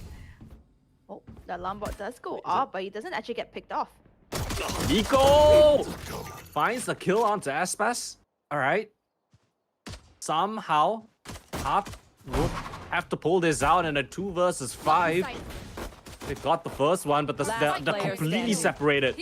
Around the corner, just on no HP whatsoever. Swiss will close things out. So, all right. Path getting dismantled on that attack, and you know when I mean not none, but like when not all of the teams there to back them up for go for the straight frags, it gets a little disjointed. Kai, as the breach was caught towards outside Garage, a bit of an unusual situation, but nonetheless around for the next generation. Yep, I also have to give it in for Raken there, just putting down the smoke earlier to block off. Yeah, just in time. Oh. Yeah, just in time to save himself. Shadows traveling. Once again, gonna try it, but he gets taken down by Miko with a Sheriff. A little bit overzealous there. Nanoswarm gonna offer a little bit of security for Swiss, but in comes Toggle. It's gonna take him down once again. Nice flash. Aspas here. Aspas here to fight. Cannot get anything more than just 1, 2 versus 3 is on a fast flank. Skullman. Oh, they know this though. They know this, right? Surely. That's why they pushed off. I'm not sure if they're aware, actually. Oh, they do. The triple swing coming in from Path. Miko takes his head clean off. Planted. The individual brilliances coming in from Path so far. Headshot after headshot with just Sheriffs in hand. Enjoy Yuri. Ares in his hand. Can he find 3 kills? Riza up on a bet. He gets taken out immediately. 3 players still surviving. And yeah, it's not a thrifty round because they did invest quite a little bit into it, but still, nonetheless, that is a horrible round to lose, especially if you're the next gen. I mean, completely caught out in bad situations time after time, especially Raikön, right? Peeking out into what, 3 players before his smoke lands. Yep. And I think just off of that earlier mistake, then suddenly it created this wave effect, and then Swiss got eaten up by the Wrath of Path, and slowly there goes the building blocks being tumbled down. Wrath of Path. Like that. Yeah. Aspas? Show me something amazing, a flash and peek. Oh no, doesn't quite Absolutely catch it. nothing. Toggle privy to that play, spots out the jiggle, and he was not flashed whatsoever. There's a little rat in sewers. I don't think he's gonna get more than 1. Stallman gets traded out. And Miko sharp on that swivel. Riker now left alone. 1 versus 4. He'd do great to find 2 kills. Oh, just managed to get okay. Exactly what you wanted. Bro, what are these sheriff shots, man? You know, he has utilities as well. Oh, Nanoswarm gonna be dropped onto the bomb itself. Zizaki kind of saw his foot. Oh, the blind. One enemy remaining. Oh, finds Versus Zeke, 1. doesn't know where Miko is. God. Oh, and there you have it. Miko. Taking down his counterpart, actually using the time that he knows that he was running after Zeke to sneak up into the smoke that he actually created. Yeah, regardless for next gen, Raikön did amazing to find 3 and almost a 40. Literally almost won them that round. Thanks to great shots, I guess. It wasn't the best, right? It was just an eco, but still damage to the side of Path. The economy is not the best. It got a little bit of a tanking after those couple of kills, but they're still gonna be buying into this one. Oh, and a spam down mid might deal a little bit of damage. I don't think Path is gonna avoid that completely. So no damage taken whatsoever. This creep up coming in towards long. I don't think they realized it might be that. No, they don't. Aspas is the only one here. There's 4 players around him. This paranoia is fantastic, but he Gate Crash will just save him from any trouble whatsoever. The retake has to be called for, and Swiss with a planted. fantastic catch onto Zeke. That's the love taken out. That's a 5 versus 4. That's a 5 versus 3. The scan from the Sova takes out Kai, and that's a great piece of great agent out of the round already. Utilities taken out. Spotted one towards Elle. A dash in. Skullman up on bat, but Jerry's the one to find a kill. Toggle lines huge up stab. on them, but only can find 2, and Swiss and Riken will clean up the last 2 players. The retake comes into fruition after a fantastic pick coming in from Garage. Another one through the smoke with the scan. And yeah, all right. Slowly getting the hang of things is next generation. Yep. Silver lining is that on the side of Path, Miko, Riza, and Toggle all have their ultimates already. Well, we have From the Shadows, could do Omen things, but you know, we have the this Berry could be huge, especially when you're on the attackers. You know the usual coming in from the A main side. And of course, Toggle here, he's not going to be using his Blaze Storm. He's going to opt for the safety of the Vandal itself. He's going to try to win those gunfights. But I'm liking the momentum that's being built on the side of Next Gen here. 100%. And Aspas, Yoru hasn't seen anything too crazy yet so far, but Oh, okay. I like how he uses his Great Crash to really just get information, right? Nothing too crazy just yet, especially as the lone man on this A site. Yep. So, information at the very least. And He's it's just interesting how the rotation's not going to be coming through. yeah. He's just a human Sobo Dart, you know. He's a human, so Destroyed. he's just running around and then Gate crashes out. See? Yeah. On his little gander, there's a turret that will spot his position, but Joyuri's already on this angle. He's going to be noting that nobody is crossed just yet. In the meantime, though, this A site is under siege. It's fully free for the taking. Aspas cannot contest this whatsoever. And again, the fight towards Garage, but this time, Zeke is the one to come out on top, spots out Swiss, and takes him out of this round. So a chance now for this win in their books. Path primed up. They've got a lurk as well. The retake is going to be coming in fast and swift. Paranoia's in, the flash together, but the counter Paranoia is fantastic. He dodged Nico as well as Kai. All find kills. Aspas, the last man standing, and Riza will shut him out of the round. If not, that lurk was already coming through anyway. So a fantastic round and nice adaptation from Path, right? They know that A is their weak side, but the difference is that kill towards Garage, right? That massive swing in the favor for the attackers. Yeah, and you can say like, oh, it's just one difference, but think about everything that happened after that. Because Zeke was alive, he had all the information he needed about where they were, whether they're moving towards A, and just giving that indicator towards their team, so that they are ready for the retake to come in from side Next Gen. So very well done inside the path, and now 4 ultimates awarded to them for their victory. Again, a fight towards Garage. Zeke wins it a second time. Kai has also found Skullman. So that's the knife. That's the Blade Storm already out of the round. Shadows traveling. And the attack towards the C site. The siege in. There's a player towards Garage. A couple of hot shots, and he gets taken down through the smoke by Riza. 2 versus 3. Yoru in hand. Can he pull off any shenanigans? Or will Toggle sit him down? Flawless. And just like that, fantastically done. A flawless round coming in from Path, not dropping a single player. And that's the kind of ecos that you really, really would like to see. I mean, losing to ecos it's honestly more often than not just poor discipline or poor teamwork, right? Over eco duels, over heats, and right there is an exceptional display, right? Path, knowing that their aim is better, knowing that they have the better weaponry at longer ranges, takes out 2 players instantly, and just like that. 4 rounds now to 2. There's a bunch of ults on the board, so that this round could get a little spicy. Yeah, for ultimate on the side of Next Gen could be huge, and they're actually going to contest for mid possession straight away, taking down 2 on the side of Path. Cutting through. I would say it's a win, but the fight's not over just yet. That's a nice aggression coming in from the side of Next Gen, but Path not relenting whatsoever. They still want to take back the same piece of map control that they've lost. Flash through. No smoke just yet. Oh, sorry, the smoke is dead. Never mind. They have to just take these duels as is. And look at that value from the Yoru. He's out of there. Takes a one and done angle. Just disappears into the midnight.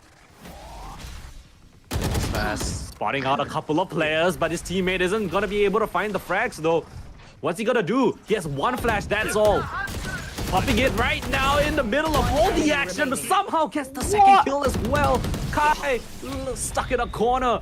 Perhaps that's the one to deal the most damage. I don't know how he gets away with that. Pick something Oh, nice to kill. you're doing your things. Like literally, that is the pure embodiment of what Yoru should do. What? I mean, sure. I was thinking, isn't he gonna go into a corner, you know, pop the flash and then peek out? No, he just pops it Yeah, in the nope. middle of 3 players. Still gets away with his life. I mean, that's just Unreal. the detrimental reality of hitting B, right? When it's so tight. Right here. Yeah, I mean, that's something you can't play around though. Like Yoru just going crazy mode, going sicko mode. What can you do? You can do this. Skullman finds a Riza off a timing push. Oh, and the Rolling Thunder early. Trying to capitalize on the retreating players. They can't get to heaven though. There was a nice try coming in from Toggle, but Spike he won't be planted. reaching that point.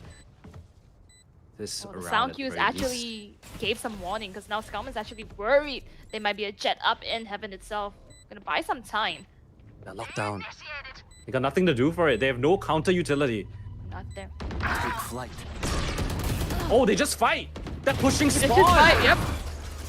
All right, they got 2 kills. Still left to do a 2 versus 2, though it's a difficult endeavor. Do they have the nano swarms for this protection? I don't think so. To the smoke, Raikkonen strikes.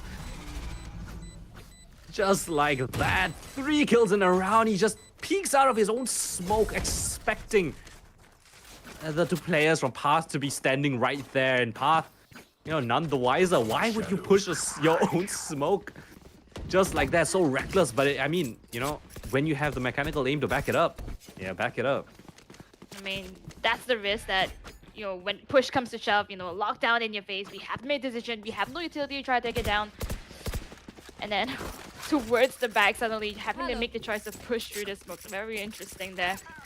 But now, Skullman actually is able to afford an operator. Gonna be the first operator of the game in exchange for some light shields. He's actually gonna take the mid position just in case for any pushes. Oops. What is that shot from Toggle? Okay, that's a nice way to get an opening pick. Jury instantly out of the round off at what seemed like a jump peak. Insane. And now Aspas is like deja vu, the lone man defending the A side. Oh, It's a yeah, trade he's frag, gonna also find Sova for Sova. All right. Cutting through. Here's this really interesting setup, right? Where he puts this clone down, faking that he's walked towards short, and he just lurks around a weird corner. He still has a gate crash to get out of there, but he doesn't even need it because he's just ripping apart the entirety of Team Path. Up in the air and out of the round. Aspas finds a 4 just on a single solo man hold off the A side. No utils whatsoever from Path.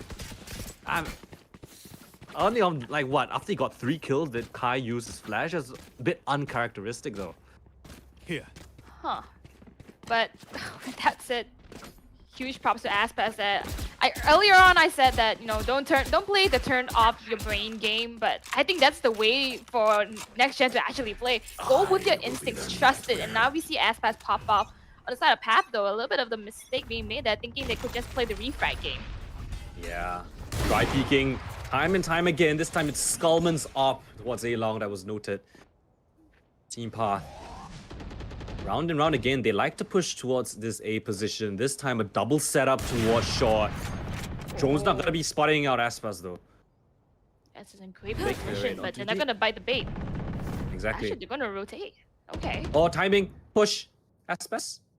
Doesn't get it. The management was Doesn't matter. drift. Aspas is just spotting out everyone. He gets so much information, body blocking them, being a nuisance, spotting out where 4 of the players are. He's seen 4 of them, guys. And oh my. This guy is off his knockers. He could Wow. TP anytime. He opts to do it after his ult expires. It's crazy, man. It's crazy. The Path, though, they are making the correct call. It is the weaker of the 2 sides. And Swiss no. has nothing to answer. Immediately taken out. Raikkonen somehow manages to get away with murder 30 for the seconds first left. one, but Riza trades him out. And now 4 versus 3, make that 4 versus 2. A push Spike towards planted. Garage. Zeke shows his position and a kill as well. And now the double duelist. What can they pull off right here? Aspas with a nice pre-fire. Spam through the box. With this up in hand, it's gonna be awkward for this retake. Do they want to go for it? Do they want to save? Want to give this one a crack? Into the side, man, when you're already damaged like that, when you have the operator, maybe a save is the better choice here. That one way is really annoying, but I think he's committed way too far. He's just gonna go for as many kills as he can. Oh, he actually managed to get one. So that's a consolation. Make that too. Okay. He's out hunting. Okay. He survives. That's Clutch. this Yoru. It's just been insane to me. Every time I think he can't get away with it, he just pulls it out of the bag. He just somehow just smacks his ego across the server. Just showing how insanely talented he is. It's risky, yeah, for sure. But when you can hit those shots, when you can actually convert those rounds, nobody's gonna be complaining. Huh. Interesting. I mean, C server at its best, right? You just right? I'm just like interesting choice. That's very interesting. Very interesting. Hey, he won the round. Hey, he got 2 more kills than I expected. I mean, I'm not gonna say he's like playing for his team Yeah, because who are we to say anything? He's getting those kills, getting those rounds. And top of the scoreboard right now. Still in sight. Raikkonen is crazy. Raikkonen is crazy. What is this? What? Placing bomb grenade out. Okay, back to the game. We have the cloud coming down after such a fiasco up there into C long. So it's gonna find one. You guys take it down, return Aspas. He's gonna find another 2. Doing Aspas thing. They won the round after the controller did that. Wait, where were we? Scanning ahead. Wait, Raikkonen just Not ready splashed in and TP'd Last into round no one before was the splashed. TP into 2 players just staring at him, and they still won the round with 3 players standing. I don't understand. I don't. I feel like What they're are these just rounds they're pulling out of planning. their butt? I don't know. I guess we got a Walmart Yoru in the form of Omen, I guess. Exactly what I was thinking. I was like, maybe he's just trying to be Aspas. Maybe if they all channel their inner Aspas, Yeah, just that I can't exactly go Scanning out ahead. after I teleport in. It's not that fast. Found to kill my boss. Swiss though. Nowhere This to time, run. can he channel his inner Aspas? Peek up the smoke, he won't dare. Of course he will. Oh, he Gets the gets one first though. Spike down. C. Spike's It's gonna be okay. sharp. Run. But guess who's here on the seaside? One It's enemy Aspas. He remaining. finds the first one. The Walmart version finds another. And now it's just one man standing in the cubby. Riza with everything to do. Wait, what? He can't find a single one. Yes, he does, but he doesn't find the rounds. The last one of the half and 7-5 the score. Switching I sides. cannot imagine that I can't believe I'm saying this, but they won out the half thanks to those last 2 rounds. Just Aspas doing Aspas things. I feel like now they're actually just playing the Placing alarm bot. fact of unpredictability, and now Pap can't exactly read what they're gonna Pap- do.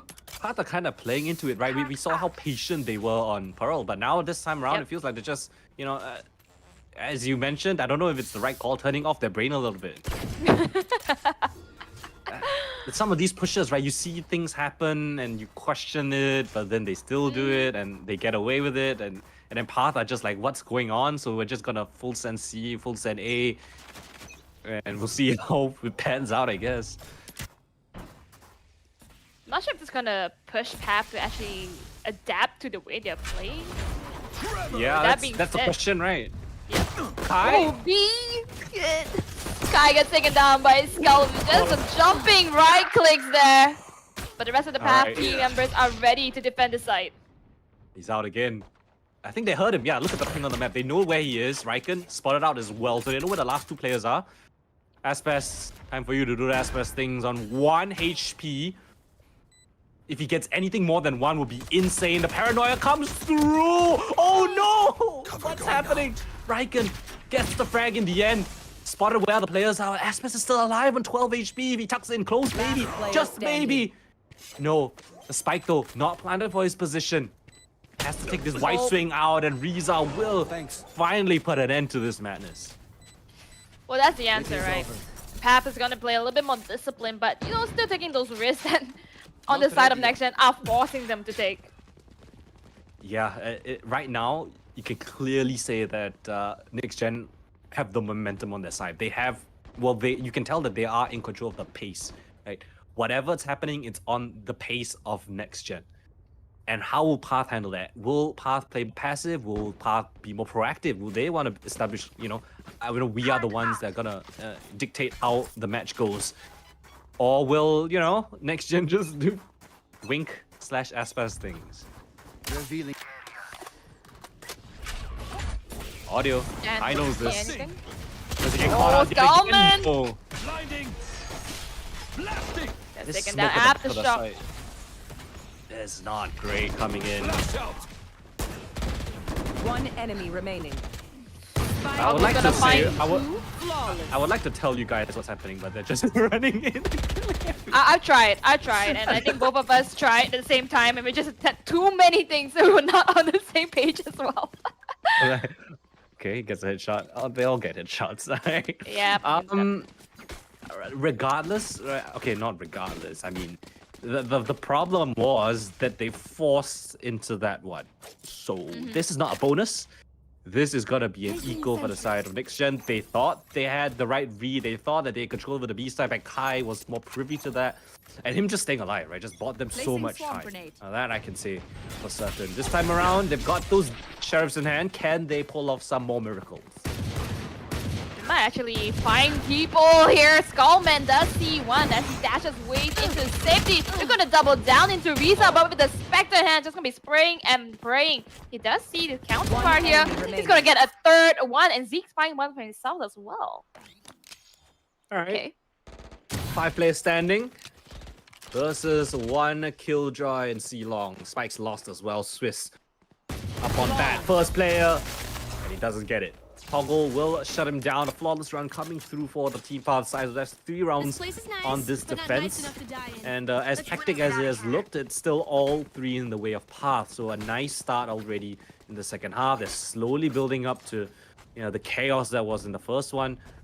And we'll see if they can replicate that on this attacking side, right? NXGen, can they use that kind of crazy momentum, crazy strategy on this attacking side, right? They did on defense. Now perhaps arguably the easier side, especially with this weird stuff going on. It's tough to say though, because when you have the Killjoy setup that you can possibly expect, especially in Garage, it's gonna be a bit difficult. They're actually not running into it. Zeke actually notices, but he gets caught in the paranoia, and right behind him is Aspas to put him down. Oh, Miko taken out as well, now lost in the mix. And a 4 versus 3 retake has been called for. Spike barely making its way in. Riza was already on that flank, but not gonna be able to stop that Spike from getting towards the site. There. They have the Hunter's Fury though. Do they want to use it? That's the question. I mean, they Like, do we manage to have- get a good tag here. Does not no. quite get anyone. There's He a nice positions.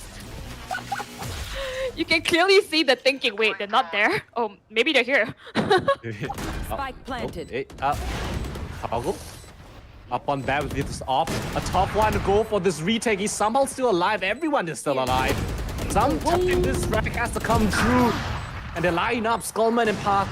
Skullman and Toggle trade frags Last each, player but standing. Toggle's the one with 3 frags already. Swaps onto a rifle. 1 versus 2. Up on the box.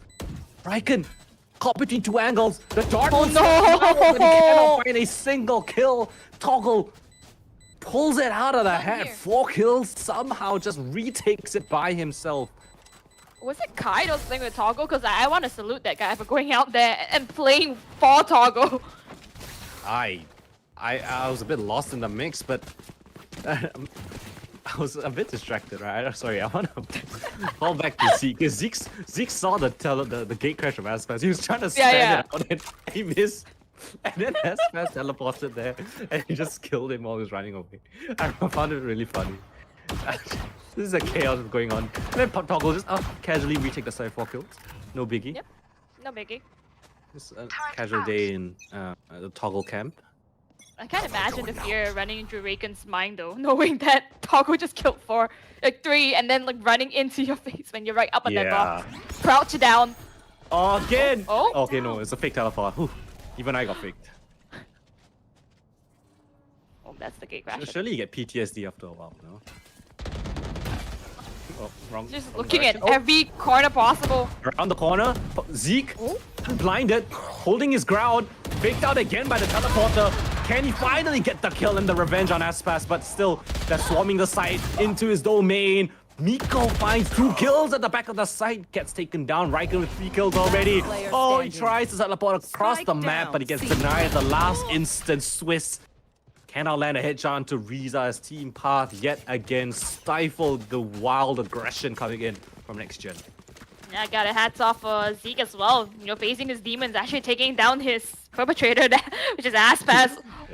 The revenge shark. Slowly but surely. Gets faked out every single time the teleporter pops though. It's kind of I don't funny. want to be in Zeke's point of view don't- because it's just I so don't wanna- scary. I think more so than winning the map, I don't want to get clipped, you know? I don't Oh, want to yeah. get myself into a weird clip and then it gets posted on Twitter and then everyone's like, oh my god, he got completely pantsed upon. Towel?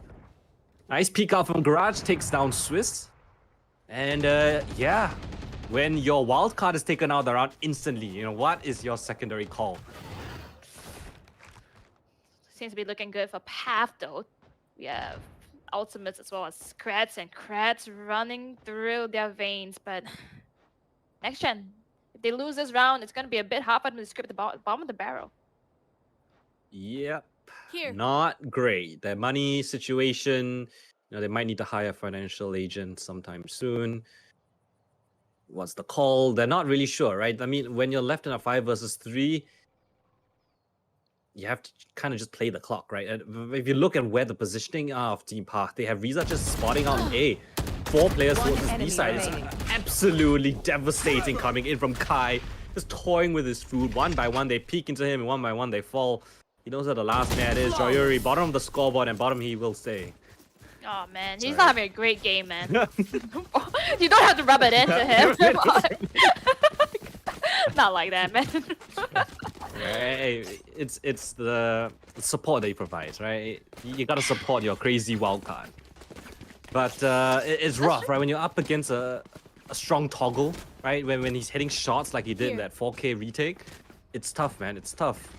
When your game plan A, your Yoru doesn't work out, what's your backup plan, right? That's the question for the side of NXGen.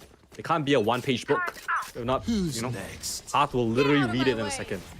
Cutting through. It may work one time, it might not work the second, but I feel like Here. they're gonna try to do the replication of the Again? first round they actually won. It's so weird that he flashes Fake behind teleport. him. Time to jump. He's still alive, what can I say? Welcome, ladies and gentlemen, to Coldan Reacts to Ass Pass Yoru. This is the video right now, that's the VOD name. Fighting A Link. Aspas finds one on a toggle. Again, wreaking havoc. Pulls out the off. Finds Oh! pulls the jet duels off the sentry. The enemy battles, but Skullman stands victorious. Zeke spotted out. His lockdown won't be of any use whatsoever because it's planted right for Skullman around the corner. Wait a minute, wait a minute! Like, no! Oh Perhaps man, an the cloud overheat. burst! He could have held that angle towards A-Link. There was no real need to really push all that way. And yeah, you kind of Match pay the point. price if you don't hit that instantaneous right click. I mean, you have the Blaze Storm, you have the Shorty, so maybe that's the reason why he went all the way to the front. But I feel like the cloud burst just deterred him more than it did any good. Yeah, Ah, yeah, that is true. Perhaps a little, yeah, I mean, as you mentioned, right? Not the best. I think sometimes in this kind of high stress situations, you kind of just throw everything you have. And yeah, Path punishes. 12-7. One more round is all they need, and the economy. Ooh, okay, they still have rifles, but it's gonna be another C take this time around. Raiken's lurking his way towards A, and he's gonna be finding Path Miko. But Miko finds the kill from that wide swing. That's a huge factor out. That's your controller. That's your smokes. You know, no more smokes for this attack. Here. right peaks, but Riza is gonna put an end to Swiss. Off of that turret as well. Knew he was close. Surely this is an absolute disaster. The rolling thunder, that insult to injury. Frieza cleans up the last two, and Defenders win. Team Path clean up map number 2, 13-7. And after a chaotic first half, they answer in kind with a fantastic defender side. And Team Path are your victors. Well, I mean, Next Gen may have not won the series, but well, they won our hearts at the very They least. won our And hearts. also the clips that we can possibly get, just farming clips off of it. It was fun. It was a fun agent. Unfortunately, right? I mean, didn't win this map, but it was a really fun series to cast. I mean, especially the second one with the Yoru. I never seen that. I don't think I've seen a Yoru picked in a competitive tournament ever. I'd like to say. Really? I don't think so. What? I don't think so. I don't think I've seen a Yoru. I mean, Yoru, I can see that on like Bind, other kinds of maps, like- but I don't think I've ever seen it. Okay, I mean on Haven, right? On Haven specifically. Okay, right? Haven, yeah. Eh, Specifically Haven. Yoru in a tournament, yes, I have, but not on Haven. Haven's a weird one, but hey, he topped the scoreboard, so I can't really say too much about that. It's a really cool how to see how he really maximizes the utility from that agent and how his teammates try to play around it. But today, Path is just the stronger team. Absolutely, and we have to give it off to Path as well because we did see the Wrath coming in from Next Gen earlier on. Like we saw the shenanigans that Aspas was causing towards them, but they weren't budging. They were actually adapting really quickly and like, okay, you want to play this way, we're gonna play this way, and now you gotta play our momentum. And suddenly it just became a whole smooth sail for the side of Path. So congratulations, Team Path, really proving why they're the professional team. On the side of Next Gen, though, do not be discouraged because I think they did a huge demonstration of valiant effort over there. Yeah. So Team Path will be moving on into the next stage of the tournament. It's gonna be the semifinals. Yes, semifinals. They'll be facing off against the winner of NXGN or Skill Seeker. That will be later on in the tournament. But our next series of the day is going to be a pretty interesting one, right? It's TODAK up against Future Grade. So You just another reminded wild me. game coming up for us, I guess, maybe?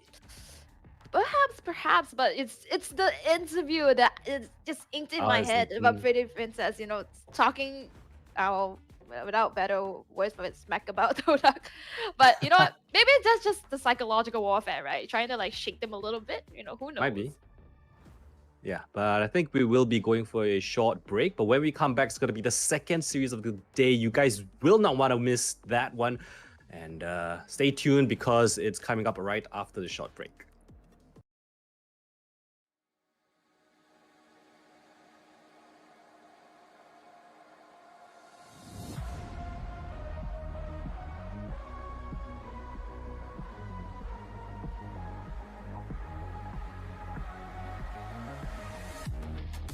Time slows down and it can get no worse.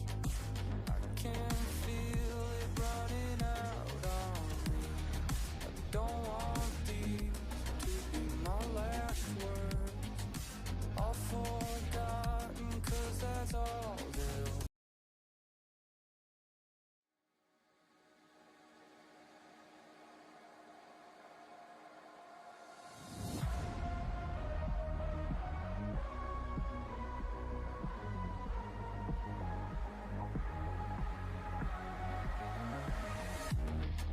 Time slows down and it can get no worse.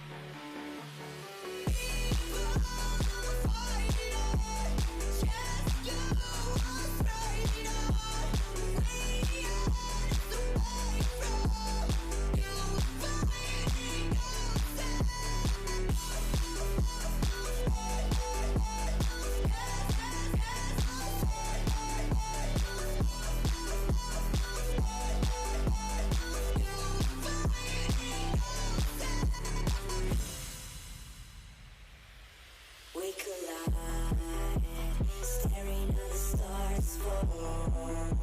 You're fading and I can do nothing. Stay home, the light is gone.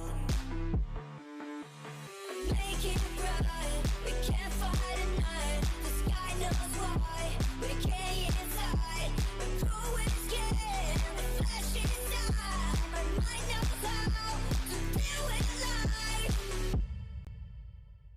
Yeah, people fighting on, just go afraid of.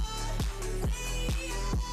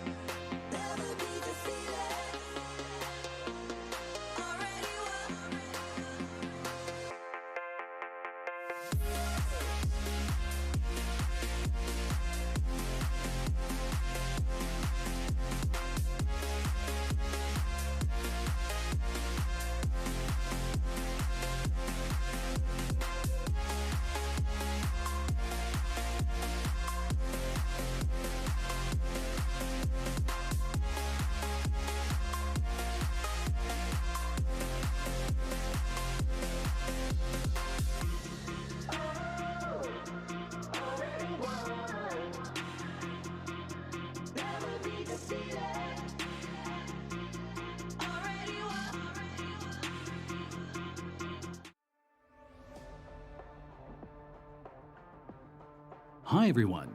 The 240Hz XL 2546K monitor was launched in 2020. It didn't come with the market's highest available refresh rate back then.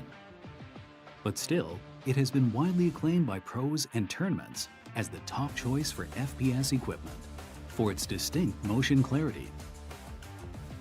Today, we'd like to introduce our latest DIAC monitor with a 360Hz TN panel, XL 2566K. It offers even smoother gameplay and better motion clarity than XL 2546K. With DIAC 360, XL 2566K delivers a higher level of visual accuracy in-game that either XL 2546K or any monitor with the same 360Hz refresh rate can live up to. But it doesn't mean a new XL 2566K will get an instant upgrade in your gameplay. Monitors are a computer peripheral. It alone can't guarantee smooth and clear visual presentation. There are other things to look after. The first thing is to make sure your PC game can run at 360 frames per second. And your graphics card is up to par. For CPU-consuming game titles like CSGO or Valorant, make sure your computer works with a consistent 360 frames per second output, even at the peak of a battle. Otherwise, your monitor might not run smoothly at 360 Hz, resulting in possibly a worse experience than playing with a 240 Hz monitor. Last but not least, we've always believed that monitors should be designed with players' needs and habits in mind. A specification-loaded product is not our goal.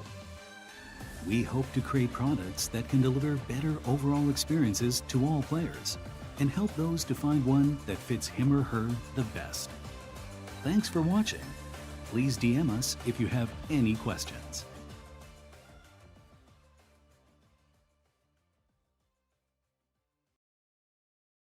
Welcome back, ladies and gentlemen, to Vortex Discovering the Talent Tournament. Hope you guys had your dinner and you are ready for the next series. My name is Ellemonade and I am joined by Coldan, the man himself. All right, Coldan. we're here for the second series of the day.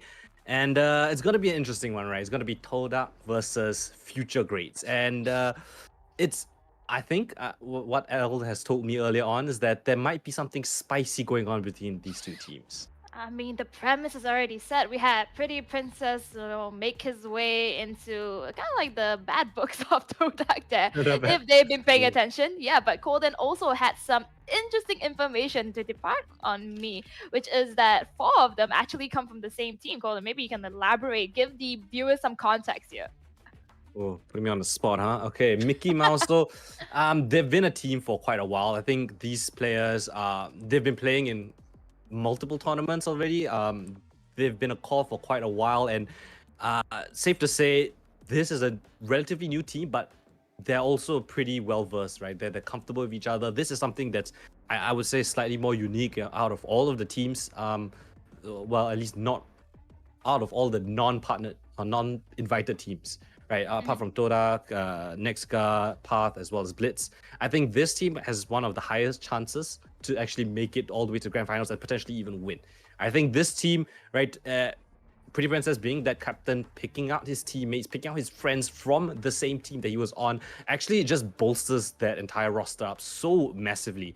I mean, the chemistry is something that you cannot find just purely based on luck, right? It has to be developed, it has to be nurtured, and I think this is something that they have an advantage in moving into this entire tournament. So I have my eye on this team, and I think they're gonna be putting up a very strong fight up against TODAK. Yeah, absolutely. Well, I was doing my research about the members of this team itself.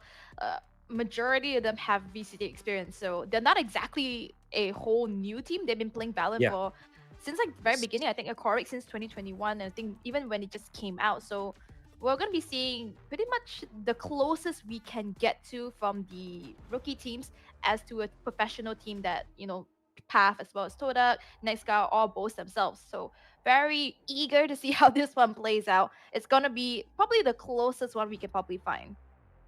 Yeah, and I think want to just mention, right, that even though there's going to be a winner and a loser in this series. The loser is guaranteed to get 300 ringgit as the prize already, right? Because they are in that top 8, as well as the team that we just previously saw.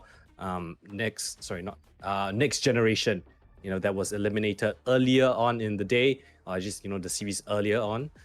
They have won themselves 300 ringgit, so congratulations to them for that, for making it a pretty decent way into this dire tournament already. Going up against the likes of Hart is definitely not easy, but yeah, they have a little bit of cash to splash. But I think going into this game, I think it's a little bit more on the line. I think on the side of Future Greats, they really want to prove something. They are a team that's relatively still in the unknowns, if you talk about the MYSG as a whole. So I'm excited to see how they perform here in the server today. Yep, and if you're talking about something to prove, I think TODAK is probably the most vengeful That's in true this as current well, yeah. situation. I think for the most part of it, even having Future Greats kind of put a little bit of a lower respect bar for TODAK, and seeing them come back from the SEA Games as well, not even getting one win. I think that's a huge hit in terms of their mental, the morale, just continuing on into the Valorant scene. So them coming into this, probably the most vulnerable, but it's been a few months. They probably had the time to recuperate. And if there's going to be a situation where they're going to solidify their status once again as the top team of Malaysia, it's going to be at this period forward as they reform themselves. I think also now they have added in the addition of creams. So we're going to see how that plays as they move forward. Yeah, I think we're going to have something very interesting lined up for us, but we're going to be taking a short look at the brackets right now to see how this entire tournament has panned out. You can see Future Greats now going up against TODAK for a spot in that semi-finals, and a shot at that bigger prize pool, right? 5,000 as that grand prize. It's pretty interesting right here. And yeah, looking at the rosters, Pretty Princess, Akore, Kin, Akame, and Uki on the Future Greats up against TODAK with Sube, Jeet, Kale, Frosties, as well as Creams. Oh, okay. And if you can even see their ranks there, the whole TODAK team in Expose the Radiant. the ranks. Yep. And then 2 members on the side of Future Greats actually hovering around Immortal, but you know what? It's about the same, right? It's just how much you grind. Same, sama-sama. Yeah, same, guys. But it's almost a Singapore versus Malaysia. Yeah, is that a storyline you can go down there, right? If only Uki that's on the Malaysian on the Future Greats. Maybe, Singapore versus Malaysia in this one. No? Perhaps, I guess, gotta ask Chad if they feel like this is something we can go down with. I mean, TODAK is like that, it's that organization, right? It's that org at MYSG that's been there from the start. Early days, you have TODAK, not dominating, but it's been, consistently making those VCT playoffs time and time again. This year, not really having the same amount of success, but with this new roster, maybe things could change, maybe things could turn around, and who knows? This might be one of the tournaments that they really get to stamp their name on it, establish themselves as one of those teams that can actually contend for that top spot. You never know, but of course it starts right here. On the other side of things, it could be said for Future Greats, right? Maybe they are the ones that make their mark here today. Yep. I mean, on one end, TODAK, having the loyalty tried true and true, or been together for the very beginning. And if there's gonna be any changes, it's just gonna be 1 or 2 players. But the core members, Sube, as well as Kale, Frosties, and Jeet from the previous season, the previous split 1 from VCT split 1 all the way until now. So they've been together working on their synergy, being the best version of TODAK they can possibly be. But on the other hand, in Future Greats, yes, there's already 4 members from the core team of Mickey Mouse, I believe. And these 4 players, I believe, they are more or less off flex, kind of taking a page off of Bleed's book, just having that unpredictability they can possibly play with. Who's going to be duelist, who's going to be the initiator, nobody really knows. Yeah, this is a pretty interesting game, to say the least. It's going to be going down to the map vetoes. I think that will be where a lot of, not a lot of what the game is going to be. I think it's going to be a good foreshadowing of what's to come, right? We know that Frosties he's that guy, right? He's that Neon that will literally tear up the server. Yep. He Yeah, he is. I mean, even on maps where you think Neon's not the right pick, it's you gotta pick a race, but he just makes Neon work. So That's true. I'm very curious to see how the map view is going to be working out. I mean, Fracture is technically still in this map pool, right? It's not out yet, and Fracture is one of those maps where Neon is a fantastic pick. So I think that will really determine the landscape of how things will pan out, and we'll have to see how that one will go, I guess. Yep. No. Well, then the veto is coming up very soon. But any predictions? I mean, earlier we talked about how they are going to be playing maps that they're more comfortable with, such as like Ascend, perhaps maybe Split, Haven, stuff like those. But when you have TODAK, who is actually more used to maybe the wider maps, the one that you can play a bit more of lurks, I recall them being amazingly well in playing Icebox, but it's not in the rotation, so we have a whole new game feel to talk about. Yeah, I mean, obviously, I have to put Fracture as one of the higher, like the more likely maps for TODAK to be the better team on. But other than that, right, I'm just trying to think. I mean, it's been so long since I've actually seen TODAK in like a proper official that I think other than Fracture, I think it's pretty open for either of these teams to pick into. I don't have a particular favor into a certain map. I think that these two teams, I think Future Grades is going to be coming up with something. It's going to be cooking up with something. They're going to have an interesting map pick into this one. But I think TODAK is going to be, having that same mentality as a lot of the 4 invited teams into this tournament, right? That they're going to be playing their game. They're going to be just focusing on the maps that they are good at. They're not going to come up with anything too creative. For the other side of things, Future Grades, I think they are the slight underdogs to this one. I think they have to come up with something creative. Maybe a map like a Split, a Bind, something like that. A Pearl, perhaps, something to spice things up, spice the map pool up a bit. Yep, definitely. And I think Split might be the key here because, just judging from the previous games that TODAK plays, I think it's the most shifty, I would say. I think the weakest link within the whole entire map pool, where just having those close quarters can't really execute the tag team gunfights that you're so used to be playing most of the time, especially when you have all the utilities just thrown into one cubby, and it's so hard to make a dent in Split. So that could be the key here. But if TODAK bans it out, then it could be equal footing for either of this team. Yeah. But we'll have to wait and see, right? I think focus of obviously on the side of TODAK, right? The 4 players on TODAK, we've seen them, we've heard them. But the last player, if I'm not mistaken, it's Creamy, right? Is it Creamy? Creams. Oh, Well, his in-game name is Dan. So we'll have to okay. track of that one. But yeah, I think that is one of the, I mean, obviously it has to be one of the focal points, right? I mean, bringing in a new player is not going to be easy. We saw on Path, right? Even though Riza is the newest player, they still had to get some getting used to how the whole system works. And granted, he is a fantastic player, right? Is Riza, but we heard when Kai mentioned in the interview, right, that they have some building up to do. They have to get like synergy in. They have to work as a team. So I'm curious to see, maybe put a little spotlight on Creams to see how he performs in this system. Not too much, I guess. Can't read too deep into just stats and numbers. You don't know the behind the scenes, but regardless, this is where the coveted map veto shall begin. Bans on the ready for both of these teams, and as I mentioned earlier, I think I at least I hope to see Fracture. Not me just being biased, because I kind of like Fracture, but I think it's a great map for TODAK as well. Man, I'm leaving this conversation because I do not like Fracture. Really? All right, we got some. I appreciate the gameplay, the creativity that comes with Fracture. Casting it sometimes is just a bit everywhere. Right. Okay. I can kind of see that if it's a bit more skirmishy, right? When there's fights happening on multiple sides at the same time. But that's exactly how look at this. Look at this ban. Okay. I love it. Thank you,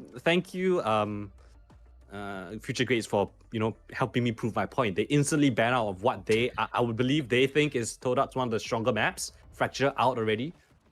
And Split, hey, as you mentioned. Yeah, okay. Split being one of the maps that Future Grades might be able to take a map off of TODAK, gets instantly banned as well. So now the floor's open to quite an interesting situation, right? Arguably two of the stronger maps already banned out. Lotus gonna be picked up from the side of Future Greats.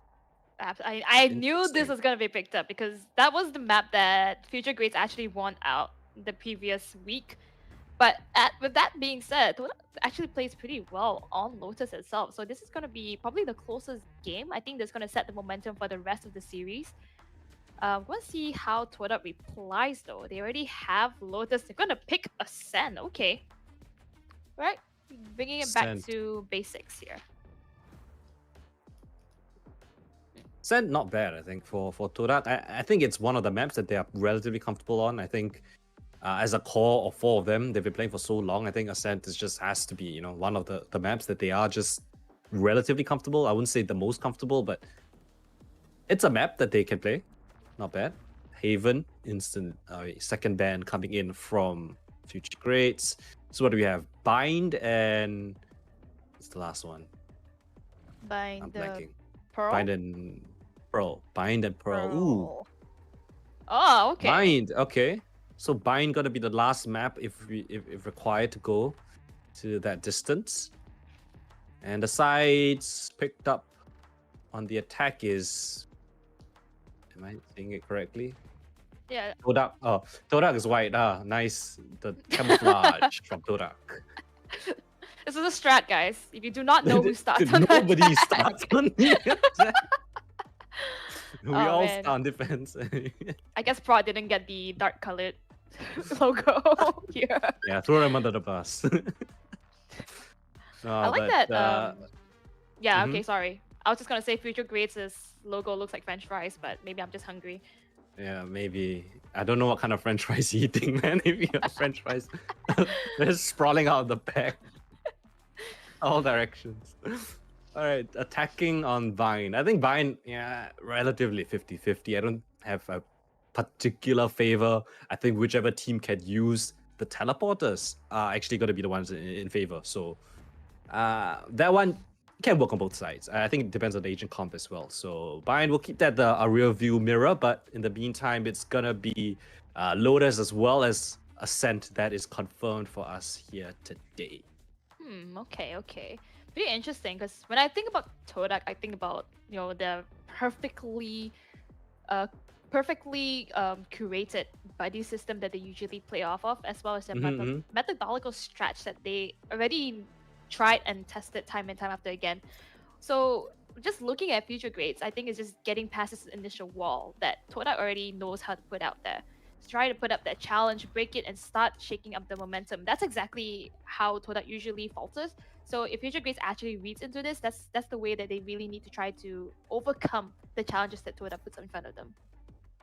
Right, and I think this is one of my first few times getting the chance to cast TODAK, and something that I always love to say whenever I watch TODAK is they like to do something called, or what I call, the TODAK Tower. All right, so that's when one of them crouches and the other player stands right behind them.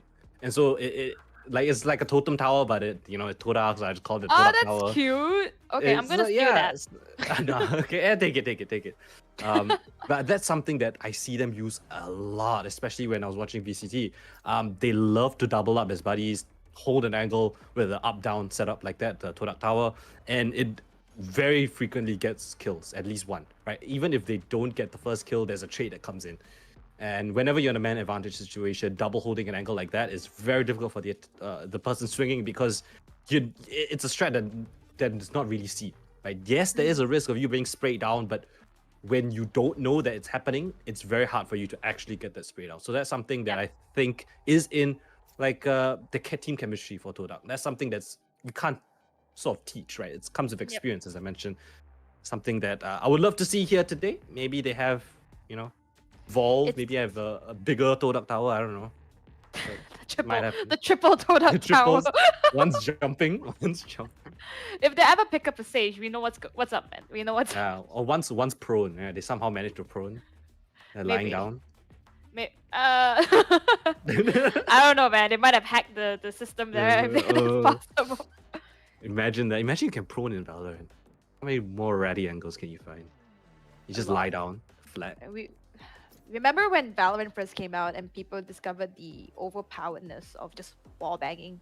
Can you imagine if proning was brought into the discussion? That'd be kind of funny, you know? It's like an Where agent am I falling on the getting ground. shot from? Like my feet. My feet. All right, jumping into the map of Loader. Let's see how things will pan out in the agent select. I think a lot of interesting options here for both of these teams. Very quick to select all these agents is TODAK. Double controller looks like it's on the cards, which is something that I really do like. Double initiator on their side for future grades though. If Akami locks in that not Yoru. My mind's still on the previous teams. Like Gecko.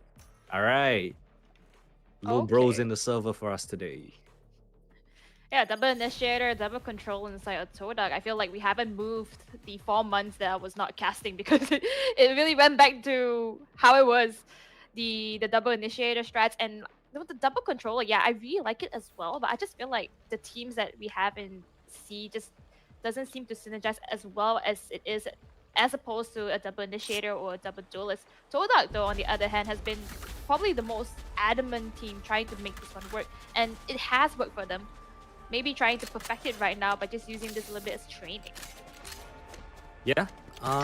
Double controller versus double initiator, right? It's really how you like to play with it, and with the Viper in the back pocket for TODAK, they're gonna be really wanting to use conditioning, right? You want to use this wall that they've set up towards A lobby right now to really condition the defenders to really think that, hey, there could be someone here, maybe there's no one here, it could be lurking up. You know, they can toy the rotations like that, and it's gonna be tough, but in the long run, if you can actually pull it off, I think it is stronger than a double initiator. But we'll have to wait and see, right? Can TODAK actually pull it off? Or will the future greats really put their stamp on this one? First round of the series. Kin up against a bunch of players. A flash coming through. He's dashing straight into the line of danger, but Frosty just shuts him out. That is the it's not the wildest thing I've seen today. It is one of the wildest things I've seen today. Just a straight up dash, no smoke whatsoever. And Akori spots out the brunt of the forces from the side of TODAK, all running in towards this A side. It's free for the taking, no one here to stop it. Just one player towards that held position. Akame's found his little spot behind the boxes.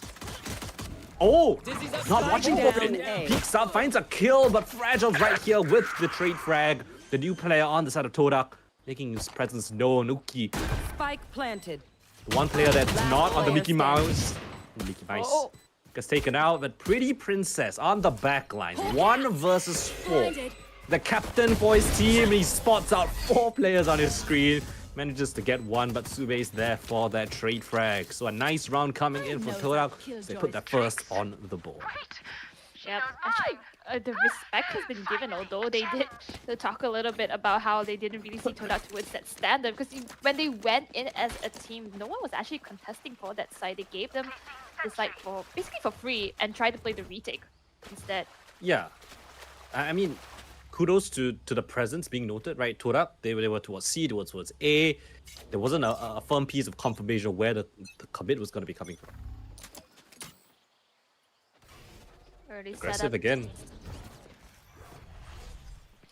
Would already damage here. That cover's going to provide a little bit more assurance that they have full possession of rubble, but Kale and Frosty is going to find 1 each with those Spectres on the other end. Just like that, Uki, the last man standing on this C side, gets distracted by the little boom bot and gets taken out by Fragile. 5 versus 2 around the corner. They're just gonna full send it, right? I think. Confidence overflowing. Sube is already on this backstab. 1 enemy remaining. It does find a Korik though. Getting that sheriff readjustment. Oh no, Spectre's going down and the Kame is gonna find Fragile. Taking down the sheriff. Aggression coming through. Sube gonna put an end to it, his mayhem. Alright, relatively clean, just losing 1 player, but that's no biggie. It's gonna be a bonus coming in from the TODAK side. But yeah, guns in the back pockets now for... I keep wanting to say Mickey Mouse. I just see the MMs there. Yeah, it's right like, in front. It's so instinctual to just look at the names we've got. Oh, it's the Mickey Mouses. Mickey Mice? The Mickey Mouse. Wait, it's Mickey Mouse, right? The team. It's Mickey Mouse, yeah. It's Mickey So in Mouse, plural- but if you want to call them, like, you don't call them the Mickey Mouses, the Mickey Mice, right? I don't know. The Can you choose a rats. name that doesn't have issues with that. Thank you very much. But bonus round coming through. They can find a couple of picks would be great. I'm not sure if they realize there's actually huge threat from the side of C Mount. I'm pretty sure now they realize now with the sounds. I mean, they've done it multiple times, right? They just wait for a push and then they counter push with a flash. Oh no. Akame here just using a little bit too much bullets. Not even having an inch of damage onto Sube.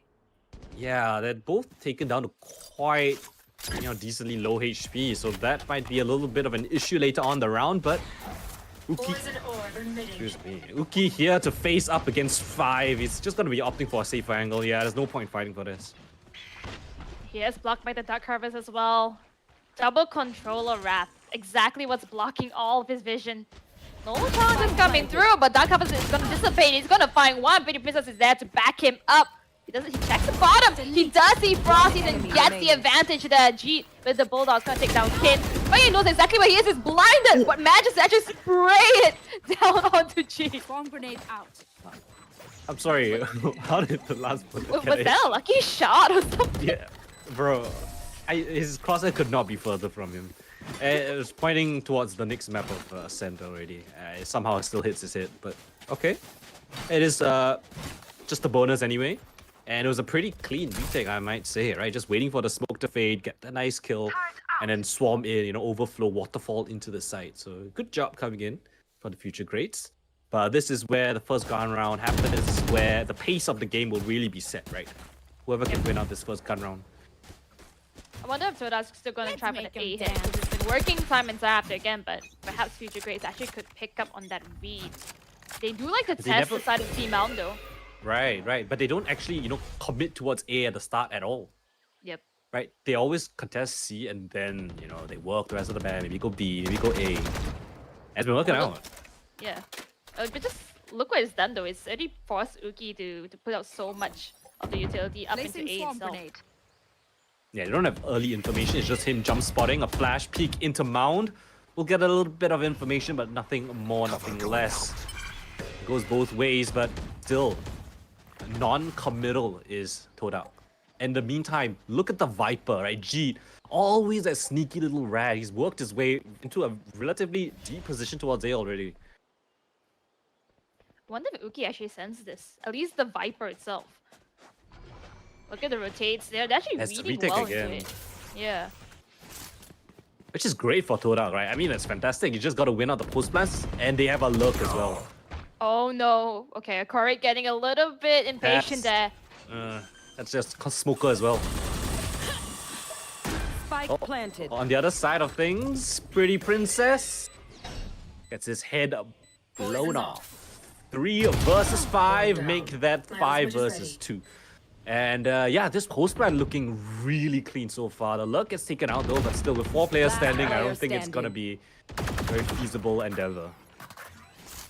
Flash is available if he wants to use it, but it's gonna be good for 1, and then you have to deal with the other 2 on the side of TODAK, which is look at this triangle formula that they have.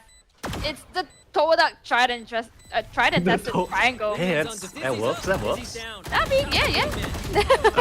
Another T. TODAK tried it. Yeah, tested triangle. And they're what are they? They're I don't know, swordfish. They're Merlin, no? That logo. It's a Is swordfish. that correct name? Is it a swordfish? Merlin is the one with the sharp, pointy one. Swordfish is the one with the spikes on the side, right? I'm sorry, my biology isn't the greatest. I think that's correct. I'm not sure, but hey, trident or fish, ocean, hey, it fits the theme. Yep, all the T's. Oh, I'm not gonna try saying that again. the TODAK trident. Right. Placing swarm grenade. Interesting adaptation this time. Nanostorm's going to be used, but Kin is already here on the aggress. Korik, the one to actually get the opening pick, pushing towards B. I mean, the future Greys are really, really aggressive in this defensive hold. Always fighting for either C, B, or sometimes, well, not really A, but mostly B and C. So it's an interesting call, Uki. They've been consistently going towards his side, but not being able to find any solace whatsoever in the smoke. Does he try it again? Spike planted. The boombot didn't exactly sense him, but I think There's the a flank time as well. the window has just passed. If he wanted to go for it. This pit is devastating. Oh. This is so hard to breach. Okay, Fragile actually by managed one. to get 2, so that's great before he gets taken down. Now just 2v3. Still very possible. Akame finds one. Wait. He does have the ultimate if he wants to use it though. There you go. Oh. Thrash He's getting- into surely the side of it- Jeed. Hello? Okay. But low HP though. Akame, gets in the nick of time, I think. Just enough time for the defuse. Gotta be close. Oh! A Point bit too three. close for comfort. 2.3.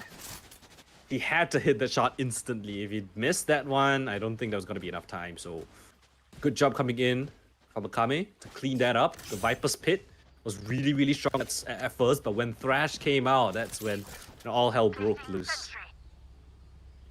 Oh, for Toda though, they're looking to mix buy actually. I think they realized they have the ultimates and they've been Yeah. quite a force to be reckoned with on the side of Future Great. So It's a Not weird that- purchase, right? Some can buy next round, some can't. gonna double down here. Oh, but Fragile taking it down. Oh, but the judge unable to connect onto Akari. Kaio has to be the one to take it down. Spike That's a down bold B. peek, and Uki gets rewarded. No trade frag whatsoever. But Frosty's here on that lurk. They've been lurking up A constantly, is TODAK, and they've won control over a B heaven, which is a rare opportunity. This B postman now becomes a lot more threatening. Pretty Princess trying to clear out what they've lost. But around the corner, Frosty's sharp as ever, but he cannot connect on that shot. Pretty Princess using the Trailblazer to scout out the area, spots one towards that little cubby in the door. They're unsure of where the Viper is. Waiting, playing patiently, expecting him to have pushed towards the CT position, but none could be further from the truth. They're both doubled up here, player fighting, standing. flashed in, Kin just sticking the defuse, but he's not gonna be able to connect the second shot, and Suve will close things out with a team ace coming in from Toda. Man, I feel like the chips are just not it for Kin right now. Usually we see him popping up, and that's because of the setup that we can actually get from the support of his team. But now that he's playing a lot of C, he's actually not taking those fights. And, well, he has to play basically the last survivor all the time, and it's so difficult against TODAK. Yeah, that was a pretty difficult post plan. They had to, either get an insane shot off or they had to push together. But again, these lurks, right? Akame, unaware whatsoever as, Frosty's creeped up earlier on. This time, Kin wants to take matters into his own hands. Pushes up with the Blade Storm, but there's nobody here. And they've gotten access into the C side. Uki goes down without a single kill. Oh man, I feel for Kin. He tried C, nobody comes in. He goes out into A, nobody's there. Zube is going to find all 3 of them. What? The readjustment has been so clean. Might find the boss. One as well. Go for it. Go for it. He's playing it safe. We like it from a king who plays it safe. Pretty Princess running for the hills, but I don't think he's gonna be saving any weapon today. No. He gets knifed by Frosties as well, adding insult to injury. TODAK really looking at the top of the game today. Ah man, that's the revenge they wanted, I think. Yeah. Oh man. Oh yeah, it's Pretty Princess, the one that was talking smack as well. All right. I'm in disbelief. I'm not gonna elaborate. I'm gonna end up getting 2 organizations hating me. So let's not go there. All right, we'll talk behind the scenes, wink, wink. Yeah. Wink's not on the server. Lucky. All right. Jeed, again, his ratty plays will deny information, but Kin's gonna be aggressive, right? I think that's the name of the game coming in from the future giant, future greats, and they're constantly pushing again. Double push towards. Wait, what? Huh. What? Wait, he was behind the Okay. box. He's behind the box, behind the turret. Still gets wall banged out of oblivion. The door gets open, but his teammate dies. Fragile. Gonna be shouting at his teammate right now, but nonetheless, he's teleported into the A side. Frosties. The neon he in him managed to just get living one. in the omen. Yeah, still gets one. But they didn't know about Pretty Princess. They're really close to him. Around this corner. One enemy remaining. Oh, but the utility is being perfectly placed. Doesn't even matter because Akame has gotten all 4 players just off of his utility and skill alone. I imagine the side of Future Grace to be telling Pretty Princess to come out and knife him, but you know. Yeah. Yo, No, could but be that the was case. that was wild. They opened the door towards C. That was TODAK. TODAK opened the door. Yeah, And then and TODAK wasn't watching the door. At least one of them wasn't. Fragile was busy looking towards C main. But a bit of miscomm, I guess. perhaps, yeah, and he gave the opening to Akame as well, getting a huge pick off. Exactly. Oh, that was wild. Just a just a spam through the smoke, blind wallbang, headshot. Get down, dog. Ah! All right, get out of there. This is flash Playing the twice. operator. Go in. 3rd time's a charm. Gets flashed by all 3 flashes in the that's been used. No game for you. Kame gonna take down the alarm bot, so he knows it's gonna be a killjoy in his threat. Tries to wall And we're bang, just but wasting time. Planted. yep. Hey, I mean, Sube doesn't need to fight this at all. The spike's been planted all the way towards A. And with the judge in hand, that wasn't a favorable duel at all. But this time around, this judge might be a little bit more rewarding. Never mind. Cast the curse as usual. Well, this is the Have a usual lockdown, strat that TODAK usually plays. Yeah, lockdown is available, but just judging that it's 1 operator and 2, maybe just No time for making it. the way. It's just go, little bro. Cover him. One enemy remaining. Oh, Last Fuse player coming standing. through. We might actually. Wait. Oh no! little Oh bro. my God. Nah. A heartbreak.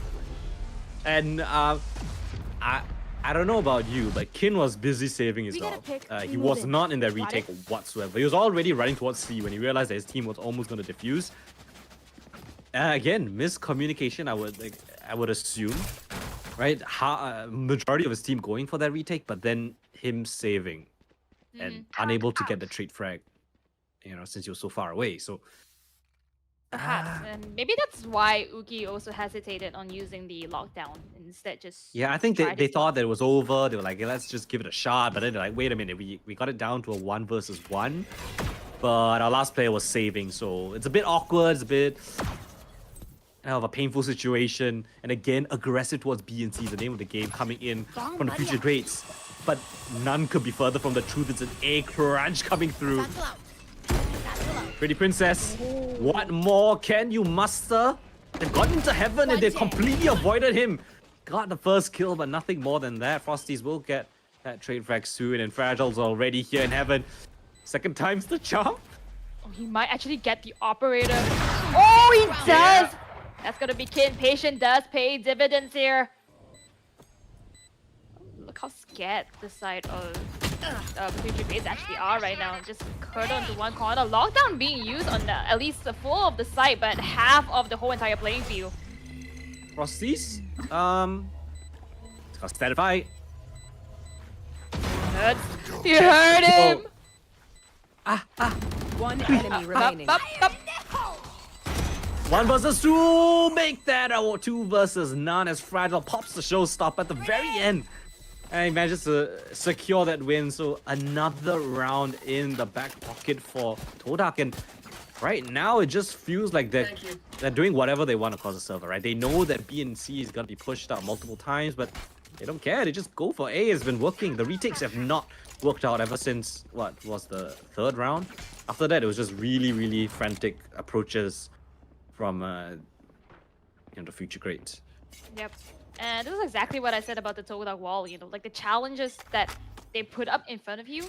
They've been having so much success into A side itself. They're Yes, not they're even pushing budging. again.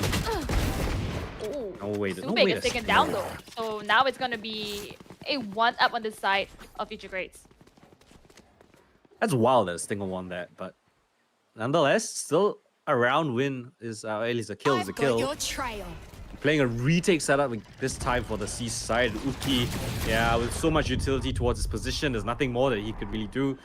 just contain and prevent them from pushing the Spike extremities, and planted. then maybe you can give a shot at this retake. Oh, they're triple pushing. TODAK are crazy for this. Get the first kill. There's 2 more players here. Make that one. Akame cannot answer at all. Remaining. Oh my gosh. What? Hail. So clean. Beautiful shots. The Last round control in the coming half. in. Oh my gosh. It's another stomp coming through from TODAK so far. Yeah, they got 3 rounds, but those 3 rounds have been very frantic retakes. I think there was 1 clean round. Other than that, it was pretty close affairs to the rest. TODAK just look really, really good right now. Yeah, and the momentum build is so hard to break. I just have a question for Prod. Can they call timeouts? Because I feel like this is one of those games that really needs it. I think they should have a timeout available, but sometimes some teams, you know, especially teams that, I mean, yeah, there are 4 players from an existing team, right? Surely someone has to call for a timeout eventually. I mean, regardless, right? This is the last round and a half anyway. Gotta save it for the next half, I guess. And for the first time in a long while, it feels like TODAK are finally attacking this A side as a, you know, a collective bunch instead of a lurk. Not sure if they're gonna force their way through it though. They haven't seen me doing that very well. Kame holding this Odin. He's been constantly contesting this mid side. You should ahead of lockdown. Usube. If I'm future great, I push this. Surely. Yep. Just shoot! Just Easy shoot! Alright. Straight frag. Okay, not the worst thing in the world. Uki again called for. The newest player cannot find a single frag, and that has gotta be heartbreaking. I mean, multiple times already he's unable to get a frag when they attack his site. Seekers are great, but this Viper's Pit is bad. Wait a minute. Somehow he finds 2 spam kills. And the future greats poised up for a win here. The lurk coming through, but Jeed falls victim. 1 versus 2 towards the CT position. Fragile up on back. The double swing comes through. The flash is golden. And Pretty Princess will close things out finally. Another round on the board. They push it up to 4, but that is just scraping the barrel. These rounds have not been clean whatsoever, but still 4 rounds is Switching sides. somewhat decent, right? It's somewhat decent, especially given how strong TODAK have been so far. Yep, definitely. I think you gotta take your wins where you get them. So at least another 4 more rounds to equalize this, and well, coming back. let's see if they can take it all the way now. But with the reset, especially since now they're going to be playing the attackers, they're going to be the ones putting down the momentum that they want to play. Unless TODAK does choose to go aggressive here, which, you know, we've seen sometimes, and it's been overwhelming to say the least if you want to try to break through that. I mean, we've got to mention like that double controller, right? The amount of smoke, the amount of confusion that was put into the minds of the future greats have been very, very solid. I like the gameplay coming out from TODAK in the first half. Very, very great luck plays, good rotations. But now double controller on a defense arguably could be even better, right? So many stall abilities that could be used. See how they want to play this out. Sube on bapped up against 4 players towards his side. A creep up and explode through the smoke with the flash. Doesn't even use a flash. Just gonna go for the dry peek hit, running him down and taking down Sube. G has something to say in return. Gonna stop the push altogether here. On the pincer, that going for a really, really fast retake through the doors. Already taking control over the entire Spike mount planted. position. In the meantime, they've taken CT control, pushing into their spawn. But the fight's coming through. Fragile finds the first one. Akami here for another. But Fragile's the one that's putting up the numbers. The nade comes through, but Akami swings out wide. Unaware of that possibility, will go down. A crucial round win garnered by the future greats. A pistol and another round finally on the board. Yeah, gotta hand it to the side of future greats as well. Just knowing how to play around with those angles and utilities. You get just fish up those information and try to isolate those fights to even turning around a situation where it was not in their favor. Yeah, and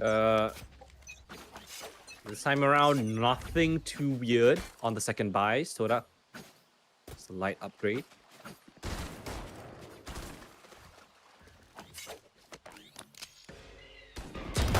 Deep push coming through, spotted out around the box, dinked up, low HP. There's a great initial contact, but after that, I mean, surely Future Greats know that there's 3 towards B. Hailing over The here. heal's gonna come through. They can just reconvene and attack a different side of the map. And look at the rotations. Man, the whole entire rotation actually went to its C and B. A was totally open, but might be a little bit of hesitation here that is going to be detrimental to them because look at the side of TODAK already running into its A. The smoke as well going to be stopping the push if the side of Future Greats chooses to go for it. They're not Door's careful, gonna the be flank opening. might come in as well. Yeah. One man in the site, fragile. As the name implies, really susceptible to a push like that. Brilliant shots coming in from Kin. The Guardian in hand, he entries into the side, but around the corner, Frosty's trying something cheeky, but Pretty Princess privy to that little And endeavor. Uki even gets 2 at the back just because of util setup. That's true. Right. Good advice. So very nice adaptation coming in Here. from the side of the Future Greats. They minimize the amount of damage and they put a round on the board up against the Vandals this time around. That bonus, it's pretty beefy though, right? You got 2 Bulldogs, got a Guardian. It's pretty solid for a bonus round. Absolutely. And I think they realize that they really want to try to keep this momentum going here. He's gonna try to contest for Mount this time, but no one aside Toda is fighting the bullet. Angels What a- gonna push them. Oh, but Oh, Kakami down, does manage to get C. 2 with that Bulldog. Wait a minute, this was not according to plan, TODAK. They're just falling apart. What? That push was not good whatsoever. Around the player smoke, that's a standing. spike. Oh my gosh, Akoric saves his team a bit of misery. That 1 versus 1 could have dictated the round, right? He had the spike. If he lost that, that would have been really awkward. Spike planted. Oh. And now Where's that Sube, bonus? without any utilities available, he has his nano and his turret set on the other end. He's forced to try to go for this retake. Oh, but Kin spots him up in the tower. So, no retake story whatsoever. It's gonna be another round into the pockets on the sides of the Future Greats. Yeah, I think there was one of the players that was not blind towards Mount, and the trade facts were actually very, solid coming through from the side of the Future Greats. They had the weaker weapons, yet they still were able to evenly trade out and, eventually got the better of the player towards the B side. So great adaptations, and now on a low buy is TODAK. Kind of want to try to make the most out of these sheriffs. But if anything, if there is anything to fear in the side of Toda, it's gonna be Toda and Sheriffs, honestly. Oh no, Kin is so fast. Knife out, I'm liking guns the blazing. confidence. Yeah, that's something you need to have, right, Kin? Just braves it straight in. Oh, the showstopper being used. Doesn't get anything. Akame, the one to put him down in the end. Player standing. Kale, up on heavens, try as he might. Frosty's around the corner, spots out a player, but he misses the shot. Uki, up on bat. Toying with his food. It's a 1 versus 3. As long as he plays the numbers, yeah, there's Placing surely swarm nothing that could happen. Bomb grenade out. Kale? Pop the nano storm. Now he knows he's gonna be from the right side here. He's gonna play with him, having a bit of reinforcements as well, just to give him a bit of boost of confidence. But that's all the I like confidence they need. Now the scoreline has been equalized. 4 rounds in a row unanswered. TODAK gotta be scratching their heads a little bit, right? As you mentioned, the timeout's not really being utilized by either of these teams. I think now would be a pretty solid time to call one, right? It's slowly getting out of hand. If they lose this, they're down on eco again. Yeah. It's a strategy game, right? You need to try to get the reset. You want to make a break through it. They have the rifles this time round. Fragile having to trade it with the light shooters to get all the utility that he needs. Ultimates available on his side. Monster on the loose. Future Greats. What is this entry attempt? Ajit still stands tall, finds an Strike instant down, headshot. C. It's traded out in the end by Pretty Princess. On the flash is Golden, and Fragile finds that kill, but Akoric on the C side still wreaking havoc. It's a 2 versus 3. The man advantage, they can go for this retake. It's a very, very doable one. It's a must win for TODAK. They lose this, the economy is in absolute shambles. Pretty Princess on a sliver of HP. Gust of wind will kill him. A pop flash through. Oh, that's so Player good! standing. Oh, but only manages to get one. Oh no, can't control his spray, gets punished for it from the peak from Frosties, and oh, that was...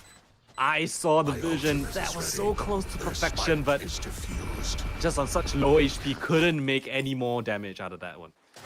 Oh yeah, definitely. I think that was one of the best flash you probably saw. That was Getting really three. nice. The timing was Satisfaction. perfect.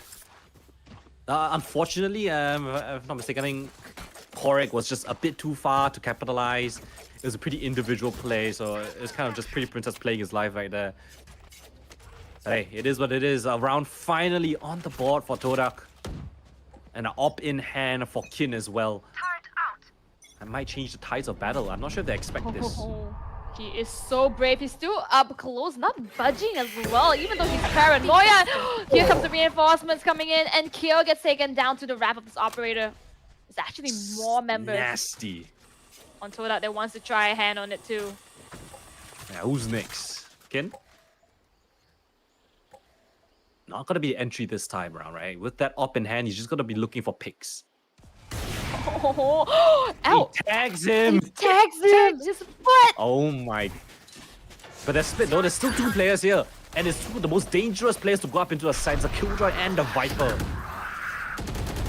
Oh, what a call! What a call from Frosties is in spawn.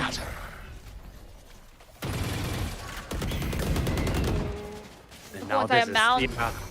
Look at It's double forced controller to as retreat. Warrior getting through. Gee, support a call, I guess. Spare here already, Sube! Oh, little bro! Cannot take him down, so the spike will get planted regardless. Spike planted. Fragile on this early flank. Do they expect this? Do they expect the man? He's 1 HP though. One bullet will do it in a headshot. A bit of overkill, but does the same job. One enemy Kin remaining. still here with the op in hand. What at all? Hello, Sube? Doesn't finish his food. It gets punished severely. I mean, what a round coming in from the future grades. Now that was the whole firing squad. But I like the teamwork that we're seeing. Earlier we thought that maybe they were just a bit disjointed. Yeah. I don't know what happened because they're looking Hey. like a whole different team right now. They turned up. I mean, what a great adaptation mid-round. They didn't go back to A. They went and pivot towards the B side. And I have to mention Raisube with a couple of missed shots right there. They hit 1 or 2 more kills, 1 or 2 more headshots. Round could have been Watching the other team's here. favor. And a low buy this we're time seeing- around. Yep, no buy and discipline as well. I think just trying to fit that Tagged him information. again. Oh Kid, man, you Kid. gotta stop doing that. Surprisingly, it's not even him that's topped the scoreboard. Kami is actually sitting pretty. 21-11. Sube tries to find a bit of timing. With shots like that, there's no reason why Akame shouldn't be at the top of the scoreboard. On my mark. Yeah. Dizzy's up. I'm sure they know that C is completely clear though, that they might overcook things, but the rotation is being pulled. Well, the pattern is Jeet is usually the anchor when it comes to C. I just so- realized Kin is looking up A with an op. You expect the rifle to do Wait, that, but he's just doing it with wait an a op. minute. He's What? just walking into the spawn with an op, no? This guy. And he's probably gonna find a kill. This is a Cyclops walking towards the A side. Dun-dun. Fragile actually 30 seconds left. anticipating it. Oh, the patience peek? does not quite get him. Does not connect. That thrash is ready. Abakame's here. He's hungry, looking for food. And in the meantime, there's fights happening across the map. Jeet hits enemy 2 remaining. bangers. But now, left in a 1 versus 2, he's on low HP as well. Anything would do it. He has the pit, but I'm not sure if that's the right call. Around the smoke, surely they're holding this. The correct turns around the worst timing, but flicks around at the very last second. And again, I mean, future grades finding rounds out of nowhere. I mean, they're just playing with TODAK right now, and they've gotten the lead in this map for the very first time. 10 Yeah, to I'm 9. not sure what happened exactly because now it seems as though like they're on the opposite teams. It looks as though Future Grace has been a team that's been playing for years, and Koda looks Yeah. a bit shook actually. making a little bit of the Okay. mistakes here that is detrimental towards them. I mean, Kin is putting the fear of God in their hearts, and then they're able to really abuse those rotations. You only have one initiator, right? You only have one agent that can find info. The other two has smokes. So a lot of pressure on Kale to actually find info for their team so that they can actually get those correct rotates. But so far, Future Grace has been beating them to the punch. I think just waiting game as well, you know, just waiting for them to pull the trigger on the utilities, waiting for the utilities to reach their timeout, and then deciding where exactly to go. He's gonna get blinded here. There's gonna be some information to decide to throw it out, but no action being made on that. A little bit of a beef fake with the smoke coming in, but Jeed's already prepped, right? This is a setup that will absolutely mow down anyone who desires the entry into the seaside. Contact play coming through. The blind is good! Oh, he's still alive! Pretty Princess with a crucial trade coming through. Thrash is here to deal a boatload of damage around the corner, in the smoke, stunned up. Hand is out. Akoric wants to push on this, but the blind will save his teammate. No margins, super thin margins. Showstopper being used for CT. One player there, Pretty Princess gets taken down, but Akoric with that trade frag of Frosties around the corner wants to breach the smoke, gets punished severely. Another round victory coming in from the Future Greats. I gotta look for this win in a couple of rounds if TODAK don't get their stuff together. Wow, and this is the round the map they actually picked up. So Future Greats, I think they really know what they're trying to do here. Just testing the waters a little bit, adapting it a little bit, but they're looking so good right now. Earlier, we almost saw Akari actually getting a bit too overzealous, trying to get that Thresh pick. But then it's that sudden decisions by the team and the synergy. A little bit of discipline. Yeah, the discipline has been working out amazingly well for them. It looks like they've been playing for years. Might be playing for a couple more games to go, especially if they keep up this kind of a performance. Fragile around the smoke, around the corner. But Kian is just holding his shorty out, just ready for anyone to take a little step over the mark, over the line. A re-smoke? So much anxiety, so much anxiety. I mean, they have no money. They're playing for overtime. Oh, Trailblazer actually indicates it's going to be a shorty there, but he's not even budging, I believe. The pressure across the entire map. Future Grace has pressure towards A, B, as well as C. So they can't really confirm. Oh my, no way. Satchel out. That's a nice jump peek though. That's info. They know that they've lost control of over the entirety of Rubble. Battle's there. Time to hunt. Scout destroyed. Trailblazer gonna give some information there, knowing that there are still members of TODAK holding C itself and double controls as well. 30 seconds Here's the left. footsteps. Uki knows that there's one there. Fragile. This duel is weird. Oh no! I've got your Best him. trail. Here's the op now. A bit of an overcook coming in from the side of Future Grace. They take the hits up duels. They want to take the fights. They find both kills, but the lockdown is still there. There's a player in the middle on the side. G toying with his food. 11 seconds left. He teleports across the map. 7 seconds. Gas to get that spike down. A Quark in a 1 versus 3. This would break the backs of TODAK if he manages to do this. Oh, he has to go to 3 members, especially with a Viper Spit as well, just in case if they really need to use it. There's so many layers of defense. Find 1v1s. Don't let himself get overwhelmed. First one spotted. Spots the second two. Teleport up in the open. I saw the vision, but not today. And this is a 50. Yeah, 50 coming in from TODAK off the back of an overcook, perhaps coming in from the Future Greats. Yeah, When but they now actually stealing attack away- Seaside. Yeah. They're so disjointed. Stealing away the operator as well, so now they have to be forced to rebuy. They're actually not going to opt for the operator. Future Greats. But they've been doing so well, and I have to give my hats off to Akami. I think he's been the most solid anchor on the side of Future Greats. Even when they were losing in the beginning. 14. Oh, Yep. Cower, run. It's on Gecko as well. I think Gecko really isn't like that agent that's supposed to get those kills. It's supposed to be a lot more of a supportive element. This shot though, is he expecting the higher angle? Yes, he does. And just in the nick of time. Spidey senses tingling. He takes out the head of Kin. Head of Kin is gone. The rest of the members feels as though they're getting a bit stuck on their Sube? possible strategies here. Corey gets spotted up, but Sube gets tagged instead. There's the reply. That was Nanostorm also- is gonna be procced up. Yeah. They buy a lot of time. Stall. To the side they go. Gonna be a 4 versus 5. They have the Killjoy lockdown as well. You might as well use it here because there's not many more rounds to use it on. Viper's Pit available on this defense. This retake is gonna be a devastating one. Gotta be careful. Oh, Sube flush out of position. Oh, he escaped with his life. No one there to actually capitalize on it. Uki, when is he gonna use this lockdown? Is he even gonna use it? Do they think they're gonna win this out based on the positioning alone? Around the corner, not expecting a Korik from up and above. In a 1 versus 2, Pretty Princess has to live up to his claim.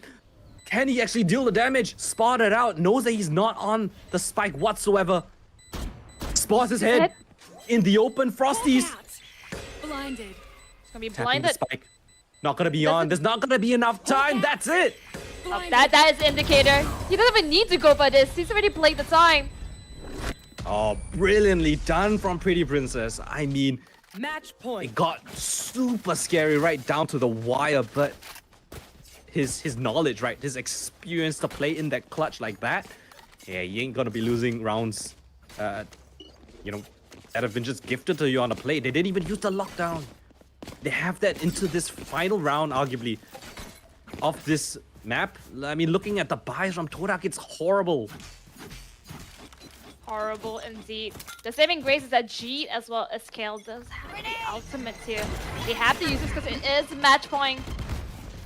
Oh. Kin's got The position. Tenacious actually got out. Yeah, but Kin is in position here. It's gonna mean Fragile. He takes him down. Oh, Takes no. another.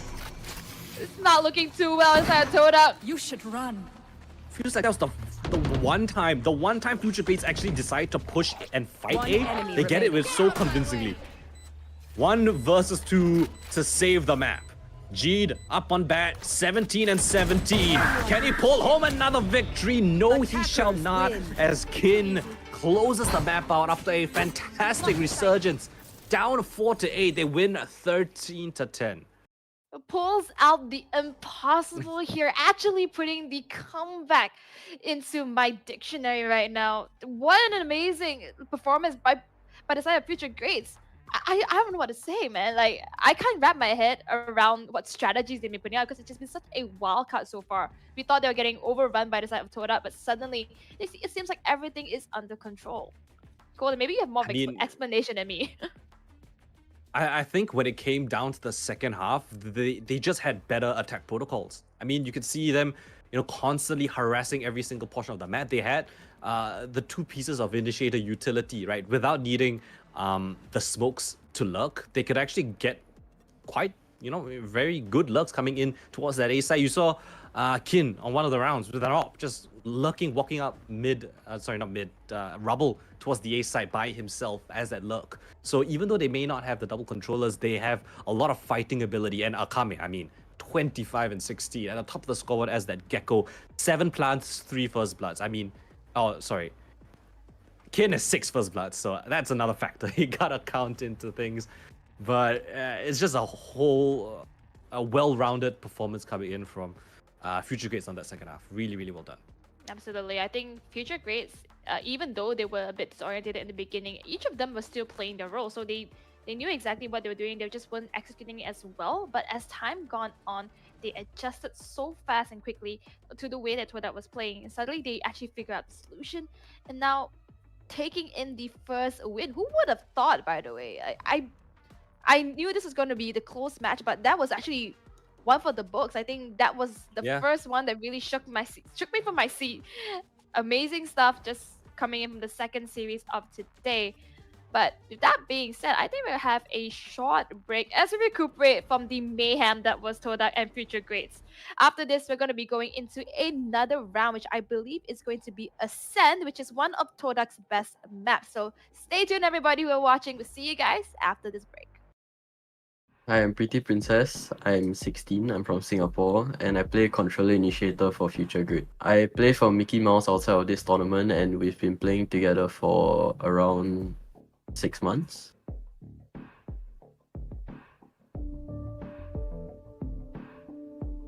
I feel like this tournament format is really interesting as you get to meet new people from the Valorant community, and you also have to strategize on the players you're going to pick and the team that you want to play with.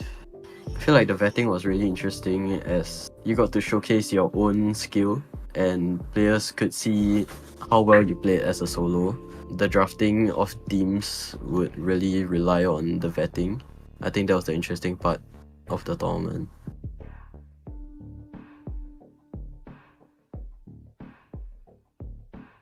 I think the main goal of joining this tournament was to gain exposure for Mickey Mouse before we joined the 2024 VCT, while having a chance of winning the prize pool with my team.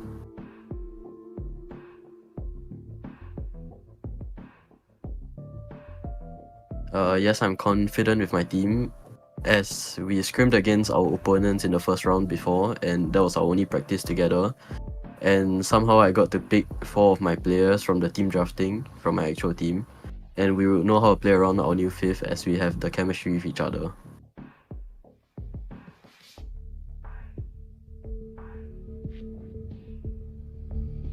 When playing against a team such as TODAK, I feel like we don't have anything to lose and we'll just play our best, and if we lose, we lose. But I think it'll be a close game as they kind of fell off.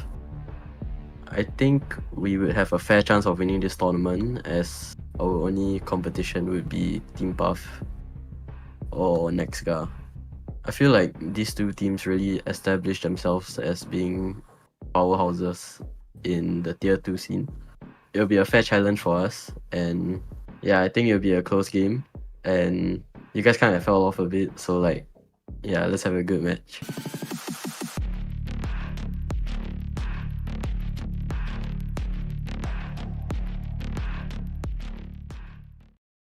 Hello guys, my name is Elle. I'm from TODAK Valorant and I play Sentinel in my team. I dah main dengan TODAK around 1.5 year. Dah nak masuk 2 tahun.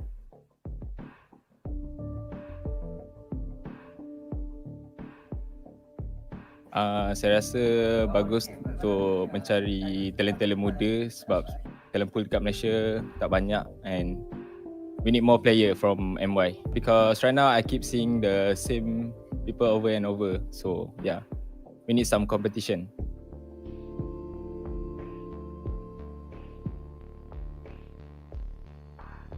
For now, kita orang tak tengok previous match of the opponent because busy with the scrims and tournament like Predator League, the latest one. So yeah, I think whoever that qualified to tournament is up to the standard lah because yeah, they have the chances to win.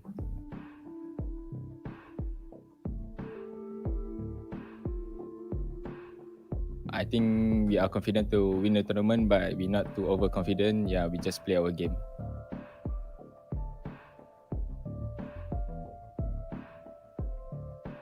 I think we played them before and yesterday, but yeah, we lose to Puff and we win to the next guy yesterday, but I think we are good to go.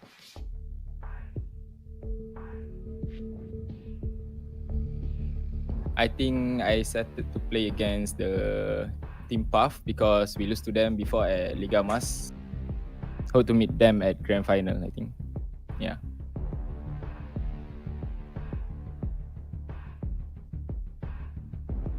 They have chances to win us if we play really, really bad.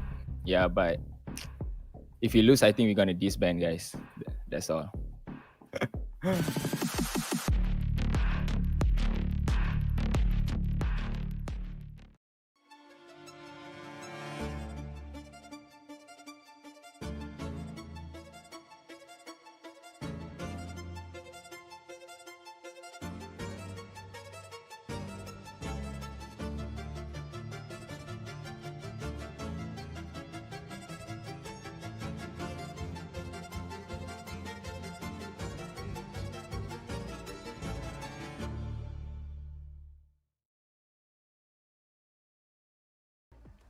All right, ladies and gentlemen, welcome back to Vortex by Berryfam. We're here for the second map of this series. Who could have predicted that the Future Graves was actually going to take map 1 away from TODAK, especially after that 4-8 half? I mean, a comeback to say the very least, helmed by Akame as that Gecko on top of the scoreboard right there. Of course, Kin putting up great numbers as well. But we're here for this second series. It's going to be a scent and it's going to be a juicy one because, if you guys watched that break early on, right, you heard what Elle said, right? If they lose, they're going to disband. So a lot on the line, I guess, this time for TODAK. Ah man, imagine disbanding over a person named Pretty Princess. It's just like so much that might go At through least into your give head. me a scary name, like Right.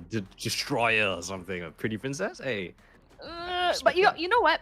At least Future Greats, they predicted it. You were asking who could predict this. They did. They said themselves they are the Future Greats and they're out there to prove it. You earlier mentioned I think Future Giants and that was a mistake, but I think that sounds really cool as well. The Future Okay. Giants. There might be a Future Giants as well. There might be both. The Great Giants. Oh, So man. yeah, it's gonna be a set. So any predictions on the different agents? You think we're gonna see anything apart from the standard default agents? No. We're gonna, that's been No. harassing everyone. Not really harassing, it's just been plaguing the map of Ascent. I think 99% of you guys in chat also know what the composition is gonna be. Yeah, we could But have to I'm go hopeful. through Hey, agent picks, the last right? time I said this, we got Yoru. Right? So there's gonna be no difference. We're gonna get the same agents. There's gonna be zero versatility. Just gonna have the standard game of Ascent. Surely no weird agents gonna be selected, right? Wing wing. Right? Wing wing. Right? Oh, Wing not here. I hope we do. I just want to say that, but I think TODAK though, if there's any team out there who has actually perfected what we already know as the Ascent combo, it's TODAK. They actually play really well, not just off the fact that it's the best comp you can possibly put out in Ascent, but because they know how to play it so well. So I think TODAK will play that. Maybe the only variable in terms of having a different agent would be on the side of Future Greats. Yeah, I think Jet is still gonna be picked by Kin. I would be surprised if he picked anything other than Jet because I mean his success rate so far, I mean in the previous map has been insane. Him with the op, he's hitting shots through the walls. I mean, flicks, just constantly across the board. He's been very, very consistent. 6 first kills in that first map. So I still think it's going to be pretty standard. Uki is probably just going to be on that filler Killjoy as we saw on the first map. Yeah, I think TODAK is in for a world of trouble if they don't get off on the right foot, especially since they're on the attacking side, right? We all know how difficult it can be attacking on Ascent sometimes. Even at the highest level, when it's slightly more balanced, it's still, not an easy task on this attacking side. So TODAK has really got to pull their socks up if they want to stand a chance to live in this tournament. Second map of Ascent up on the boards, and Akame taunting us with another, juicy agent. Oh, it's super different. There's from no the way, Gecko right? pickup There's as well. wait, there's no way. Raise? Okay. Oh no! Oh no. Okay. Double But at least duelist. the roles have been swapped, right? Akame now on the duelist role. Pretty Prince is gonna play the Yeah. controller. A little bit of a different situation, but we have the double duelist. You think Akame was like, guys, I top frag this Gecko. Imagine me on Jet. Just imagine, right? I'm gonna take it from here, and then he just picks the Jet. And then Kin is like, fair dues, hey. Or maybe Kin could be just a better race. You never know. Mm-hmm. Most probably the case, but I like to believe that that's what happened in the Future Great camp. Well, now you have the movement from coming in from Raze as well as Jet, but now you lose out the possibilities of having the KO, right? Now, no flashes, just paranoia and a lot of movement speed.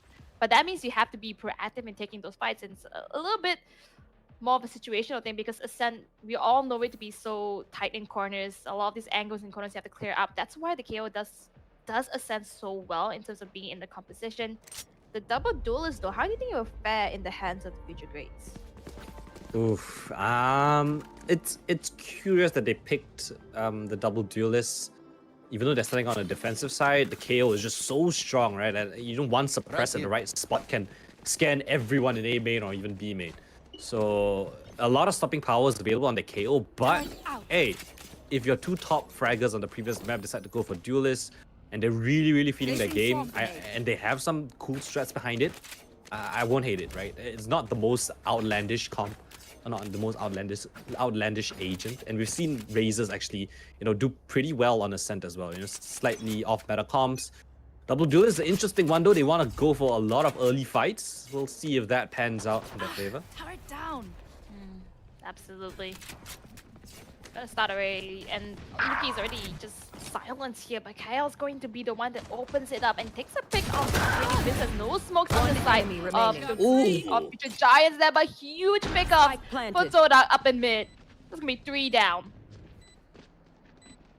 Porek, 1 versus 5. Spotted out.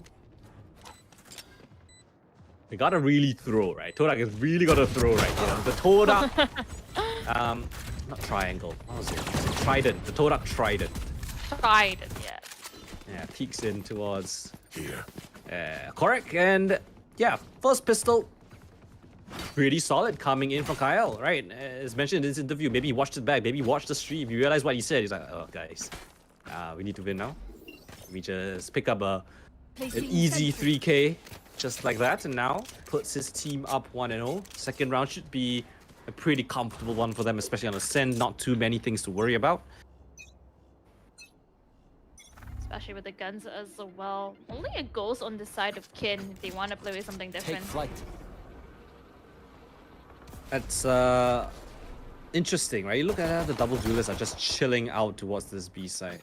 Happened the first round as well. Maybe that's a strat that we can see later on, the double duelist push. Kami's tucked in tight. Let's see if... Oh, they put the alarm bot there. That's a bit awkward.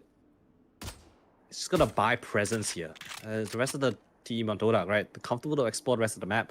Spike is leading towards this A side and most likely will be a commitment sooner rather than later. Shotgun, not gonna connect onto anyone. Or anything as well. That's gonna be a dark cover, it's gonna get the indicator. They're gonna go for an A hit. But they're right at the door, trying to stop them in their tracks. Kale's gonna fire Corey. Uki gets taken down as well. It's looking pretty good for the side of TODAK. They already have full possession of site and takes down 2 at the same time. Spike planted. Alright, Kin's Ghost has got 1. It's justified now. Let's see if they can get any more. Anything more than, you know, 2 kills, I would say, would be pretty solid coming in from the defense. But yeah, this dark cover's real awkward. The timing has been perfect. Pretty Princess up from the heavens. He has 1 more smoke to work with, or just he wants to just brave the elements, jumping down. That classic of his. Oh, Kin's within the smoke. Tries he might. Get a single kill. Now just 1 left remaining. Will get taken down by a Fragile as the attackers. TODAK find a pretty comfortable second round. I'm gonna call it right now. I think we're gonna go into game number 3 after this. Alright. It's gonna be a decisive series. Yeah, you go. See? Alright, Gotta go back early, right? Hey. Oh man. Don't let them know. Yeah, Never let them know. I also want to see TODAK this bad, you know? No, Not like okay, this. I'm kidding, guys. Not I'm kidding, like guys. this. I'm kidding, guys. I'm kidding, guys. It was a joke, guys. Come on. Unless KO was serious, then hey. It is what it is. Teleport in, Jeets cross. Kin's aware. But too many angles to work around with. The flash comes through. Kin still wants to fight him. Split towards Catwalk already. Caught between 2 angles. Tries, he might, but he gets triple swung from the A main. Oh, sorry. A main position. Yet Loki cannot find a single frag more. This is bonus.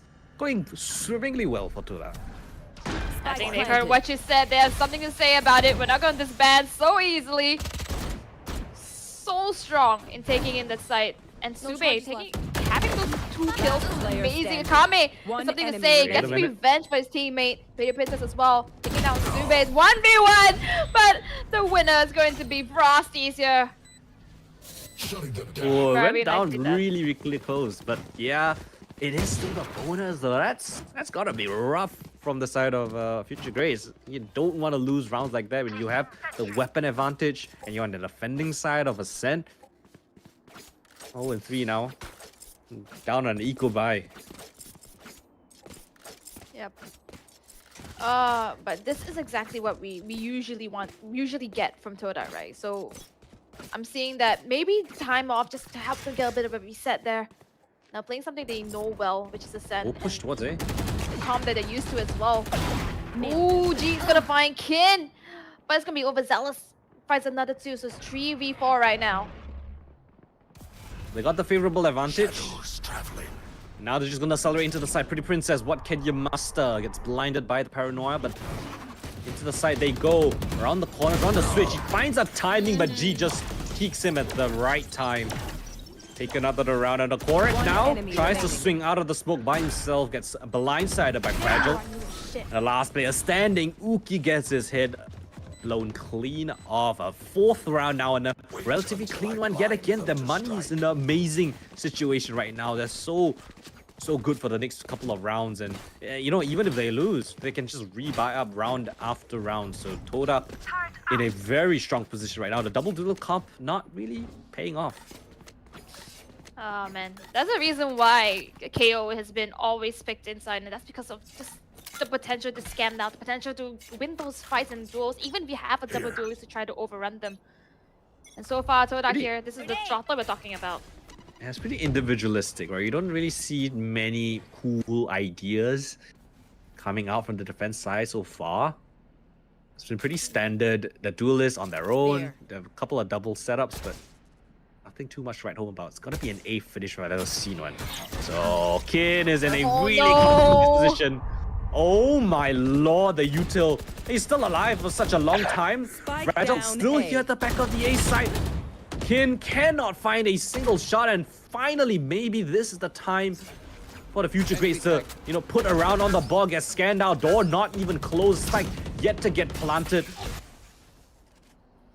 You gotta thank Pretty Princess as well. You're just holding down the fortress, playing on top of heaven. That's true. Last player standing. Oh, sleeping at the wheel, Fragile. Make that 2. Close. Alright, round on the board after 4 unanswered. And they've got to keep it up, right? 3 players standing, so that means the economy is a pretty good situation. I mean, not the best, but you can still go for a full buy this time. But look at the ults, though. Yep. So many available on the side of TODAK.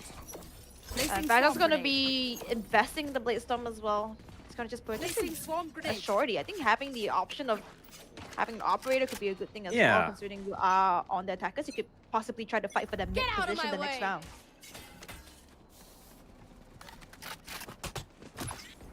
Standard default coming through so far. The drone. Scout out a little bit of information. Kin's gonna be chilling. They're not gonna be pushing the issue too far.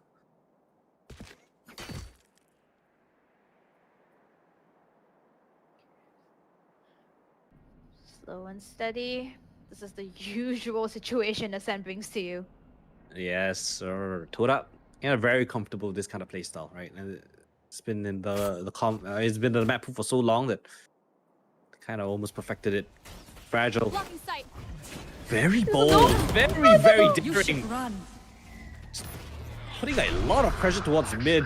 Lucky to get away with his life, but yeah, the Killjoy lockdown is not gonna do much, I would say.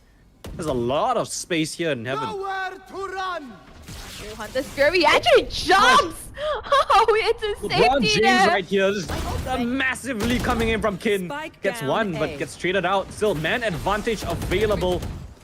Spotted out. G tagged up as well. The spam, not good enough. Finds a pretty sweet angle to work around with. And Uki finds a crucial frag onto G. Puts his team in a great advantage. Spike gets dropped, but Frosty somehow gets the kill. Yes, no command if he wants to use that, but Akame is just blindsided, spam through the smoke. And no way he is. Frosties, how do they want to handle this? The tap on the spike, peeking out around the corner, and Akame on that jet finds 3 frags in that round. A crucial retake again. Scraped together by the future greats. Amazing stuff coming through. But wow, just the micro mechanics you see from the side TODAK shows you how long they've been playing.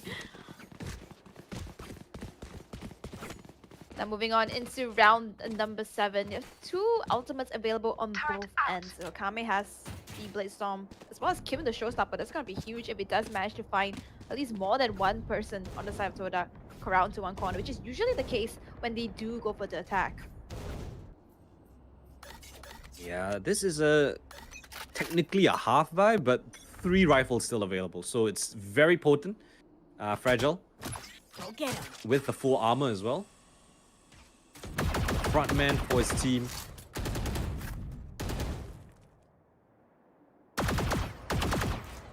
Oh, look at how much Smoke, he's smoke having! Doesn't Pretty get a Princess gonna be single taken one. down. And that's a great position they've gotten so far. Now only Uki in the B side, but oh, it's been flanked. Kin has been here. He has a showstopper as well. Does he want to use it? In the corner, Kyle. Oh, the sliver of HP. They still survive, and this is weird. Kin's in the backline. And the spike has been dropped. The down Quark mid. finds it, One can't enemy walk. remaining. They're all scrambling for the fences. Kin finds 2 more, and now Uki spots out the last one. Fragile.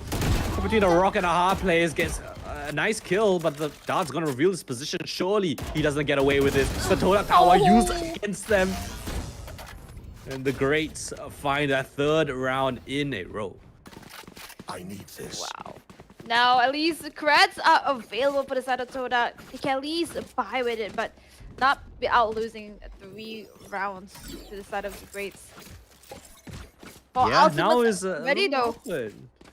Ultimates, yes, that's true. A lot on the side of the defense. The Killjoy lockdown as well, right?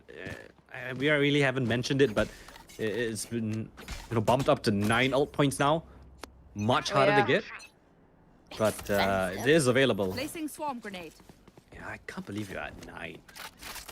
I swear the highest was like 7 at some point. Deploying drone. It was. And now we're in inflation. What an economy. Ooh, barely missing out the shoulder of Frosties. And they're just gonna retake this entire area. Hunter's Fury, oh! At the position where the drone was being used up, but a Korik does not hit a single one. Arguably wasted Hunter's Fury. A bit too slow there just to respawn. If he really wanted to get the person with the owl I mean, drone. yeah, props to Sube, right? To get off the drone immediately when he heard the Hunter's Fury being popped. Yep. Knowing that he could be a danger. They do tag him though, so they definitely know they are at mid. Just waiting to see where they're actually going to But be how pushing. many though? It's 4 here. A Korik gets out of harm's way, and the lock. Sorry, not the lock. The null command gonna be used up. Oh, they've split up towards heaven. A Korik finds the first, but Frosty's here for the trade. Pretty Princess here finds 2 kills. Drops 30 Frosties as seconds well in left. heaven. Not Spike gonna be able planted. to resurrect him at this point. And G now last man.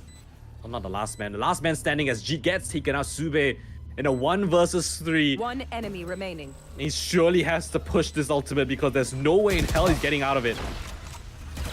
Nah, Surely he shall not. Alright. No, I mean, is this too soon to say that this is giving me flashbacks to Is diffused. Lotus? oh Like, man. TODAK getting off to a great start and then for some reason they're just constantly choking. I don't want to bring that up because we know how that went on the last time round. But it really does seem as though the side of Future Greats is giving TODAK such a difficult time.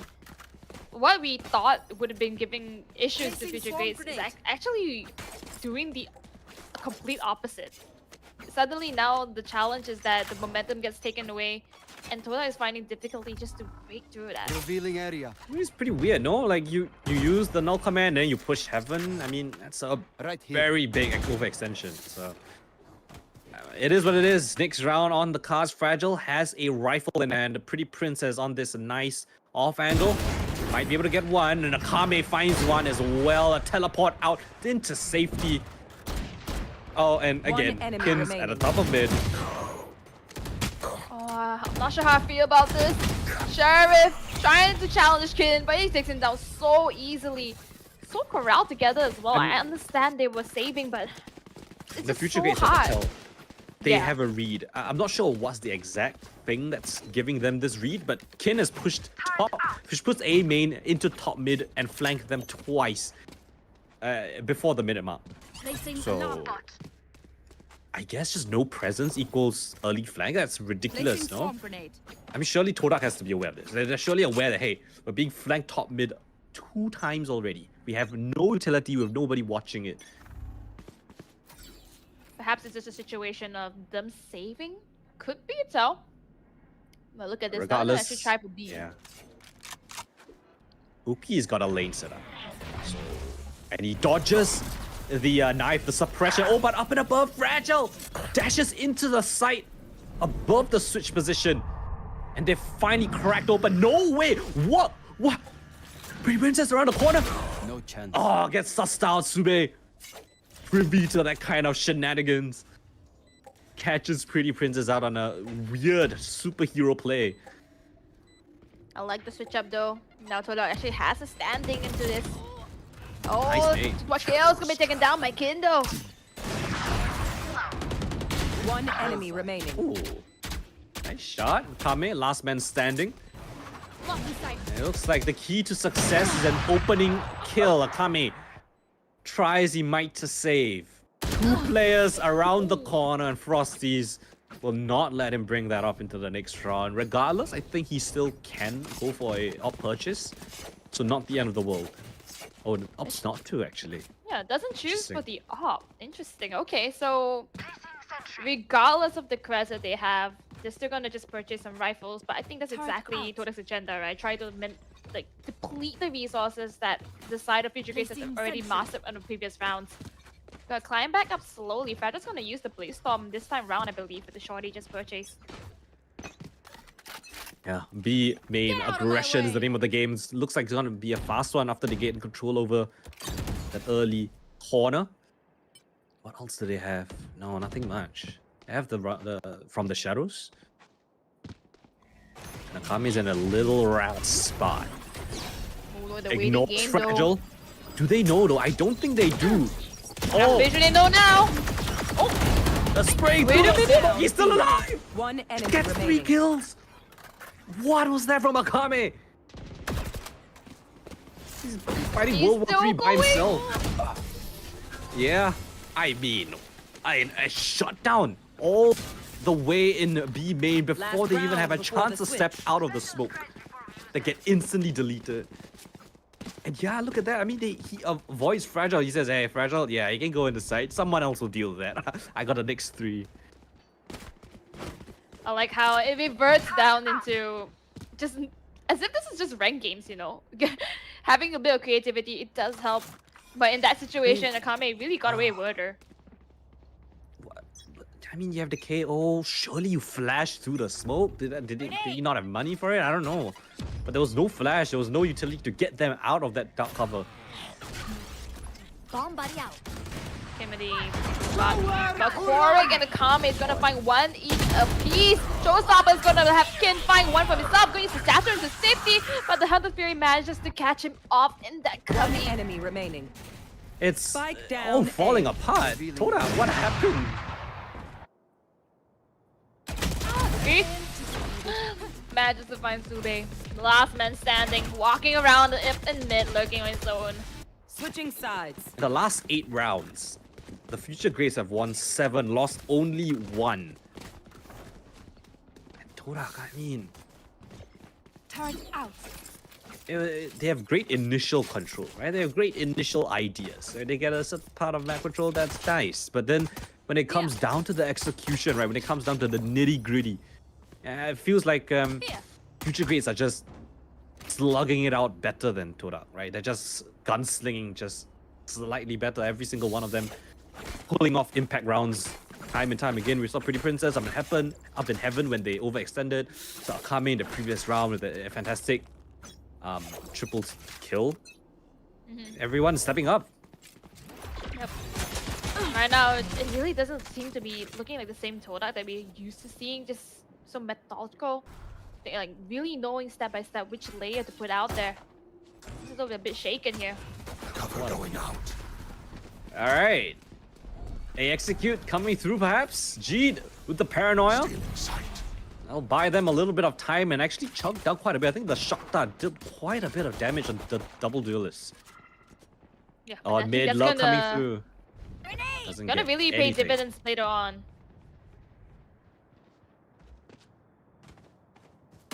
Up in mid tree is where the fight is at. Sube is gonna find Kin.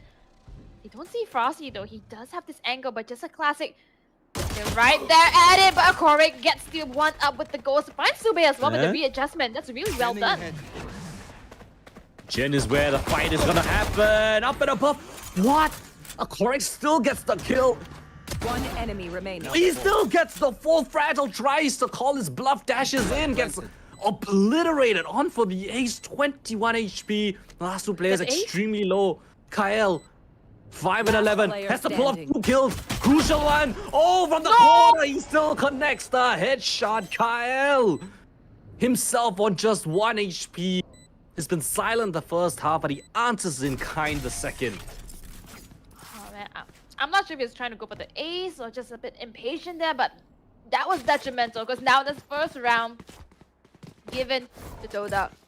Yeah, there was a bit of a throw coming in, the 2 versus 1. It was a man advantage, but they gave him isolated 1v1s. Oof.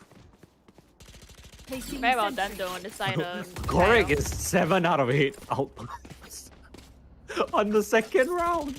Wait a minute. The Sova is on 7 out of 8 alt points. He dies this round, he has alt next.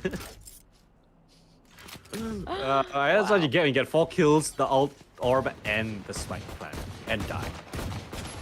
Hey man, all farming is the strat these days. It's wild, he got the alt orb and A, got the spike plant as well. Ooh, a little off the mark right there. Fragile punishes Kin. Early Almost got aggression it, coming from actually. both sides. Yeah. He would look so Nah, weird when got he's me. holding the flash. Sorry. Shower thoughts. All good, all good. Exactly my thoughts. Correct? Pretty. I'm getting uncomfortable. TODAK love to just, put themselves into really risky situations. This time they find themselves in a 4 versus 3 with then Sova ult in post plant Revealing area. on the second round. And they've lost He didn't another even- one. He didn't even need the spike plan, by the way. He already had the ultimate before that. Alright, Frosties. Making things a little bit closer. A Kame taken now, but I don't think they expect the Sova ult. enemy Oh, but they remaining. do! They clear a wide! Two. Pretty Princess, enemy here to remaining. save the world, here to save his team. The run and gun is good. The clutch is there. 1 versus 2. He robs TODAK of another round. Wow, that was the second round as well. Now just with that Oh clutch, no. it's Oh, so no. awkward for TODAK. It's so bad. How did you lose that? They had the opening pick. They found Kin in mid.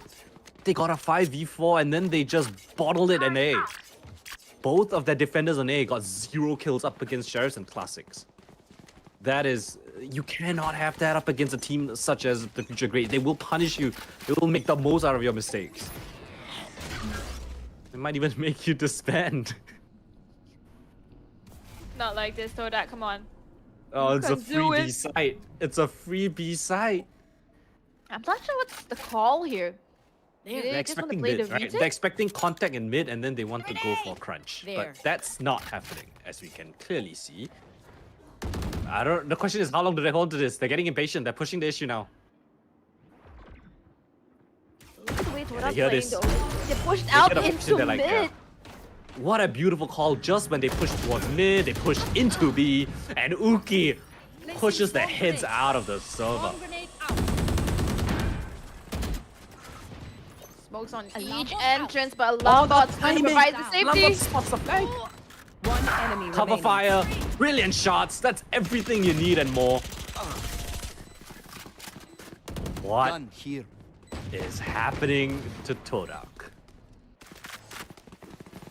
Alright, that was an equal round. Forget it. As an equal round. Alright, all good, all good. 9-6, still winnable, right? You have guns Winnable. into this round. Alright, TODAK, what's the call this time? You have your rifles in hand. This is not a bonus round. They have full rifles because they ecoed you. So, not gonna be an easy one, but this is where the comeback starts, right? This is where you finally put around the board. This is where I question the 3B. caster curse. It might be real, guys. Yeah, they're gonna be coming after you after this one. Oh, man. Kin hears this drone, so that's a key piece of info. Now he's ready for an aggression. Our drone into tree as well. Knowing there's nobody there inside TODAK. This A split is alert Kin. weird now. There's 2 players towards this A site. Rotation is slowly being called over for Kin. He's by himself. He cannot be the first one to take contact. He'll be crazy to be swinging this angle first. His the 3 teammates he has. Oh, there he goes. He has to out. pull the trigger. Paranoid They're all actually standing misses wide. him. Sube cannot find a single kill. They know where Jeet is. They know exactly where he is. Creeping up, walking up, but he still gets the kill. Kyle finds one as well. And Frosty tries. He cannot get one. A Korek still here to provide cover. But the retake's coming in from heaven with on such low HPs. Uki. It has to be a Korek to go huge. Up and above. Uki coming through. And a Korek and Uki both find those kills. Oh, what is happening at TODAK in the end, the tail end of these rounds? Oh, finally we have a timeout, by the way. I think they realize what's at stake First here, time but today. yeah. The first time today they realized, oh my gosh, guys. What's that money But- looking like? Oh, that money shot. That money shot. I have to say though, Uki playing so well with what is already a team. Because we saw that An Uki actually existing just- team, yeah. Yeah, existing team, like, you know, just wide swing earlier, having the cover. I believe that was a Korek on the other end. So it looks like as though he can be part of the team at this point. Yeah, I mean, they look like they've been playing and skewing for, months. This team has been really, really nice. Everything they have, the decision making. Kin is a little bit of that wild card, I would say. He's just going in and doing Kin things. But he's still getting away with it. His teammates. Korek has been insane. I mean, it's been a team effort so far. Brilliantly done. Absolutely, and I think, well, just themselves. What's I the feel call, like right? even they know it. Yeah. Question now, what's being discussed by TODAK at this point in time? I mean, what could be going through their minds? What's the strat? What's the call? They are down on an eco. Maybe something creative for the next gun round, perhaps? I don't know if they want to try Perhaps. I something mean, crazy if there's here. There's- going to be a round, it's going to be the next one because most of them are 1 point or 2 points away from the ultimates as well. That's true. Oh, the Vision Striker strat. Down towards mid. Scanned out. He gets nothing. Oh no, a bit of hesitation. And Kin is doing Kin things. Spotted on the play in the smoke. Frosty's caught between a rock and a hard place. Expecting the re-entry from Kin in that position. And Kyle busy activating his swarms. Gets wide swung by Uki. And the last 2 players in market. What can they do? What can they muster up against 4 defenders of this B site?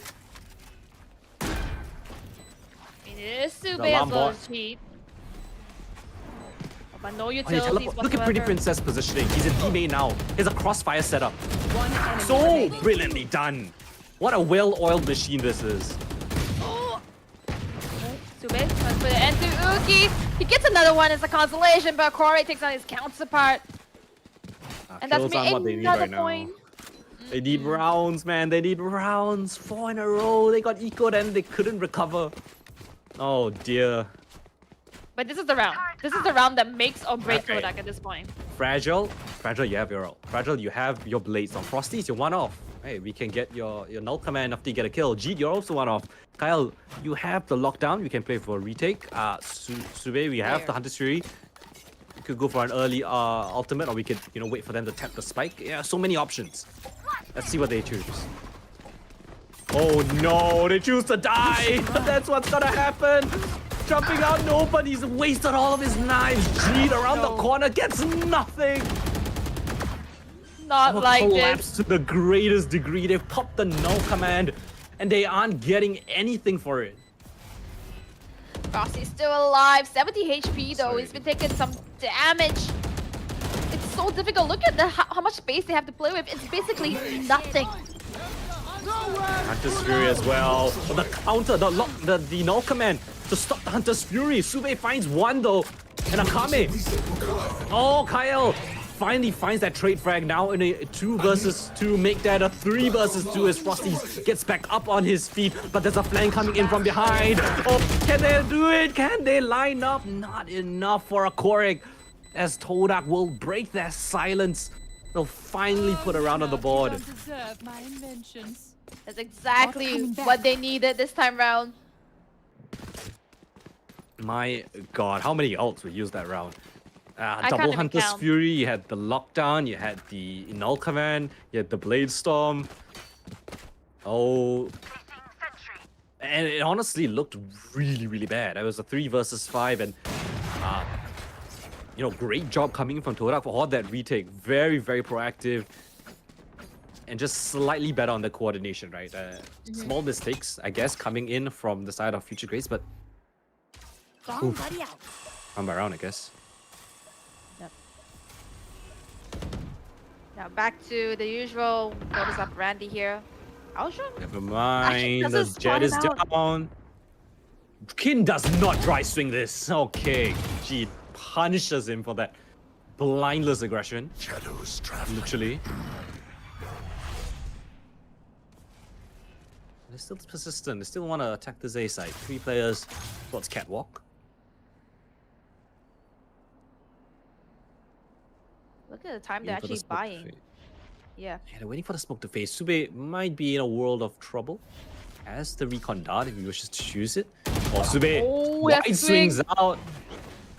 They know there's one more here.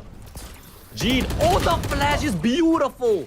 Spike Taken down A. out of the round. One Jean still enemy standing remaining. and thriving. Pretty Princess answers with 1 bags, the 1 versus 2.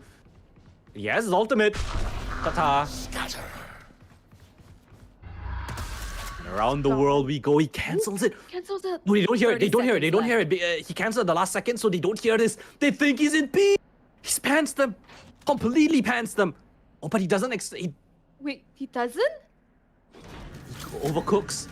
Expecting no. an early peak. They expected one person to remain here, but no. Both moved away. One Here's enemy this is remaining. line coming in from Pretty Princess. Again. Match point. I'm lost for words. What an absolute devastation. You could not expect You, that if you would it told wa- us at all. They didn't line up. They didn't even line up. He just spray controlled, transferred into the second person, and he just dashes the hopes and dreams of TODAK. They're 12-7. Their money is gone. They have Oh to my purchase here, gosh. but They have as 2 much as they rifles. can. Yep.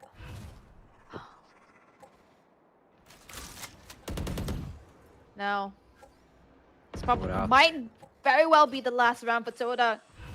But anything, Cover going out. anything, you have to pull it out now. It's a good first start. Find a trade frag. Find a frag onto Uki. Oh, And Sube Sube- taking the risky move there, taking down Kin. Actually, paying dividends, getting out 2. Might get a 3rd, but Kame managed to spray him down.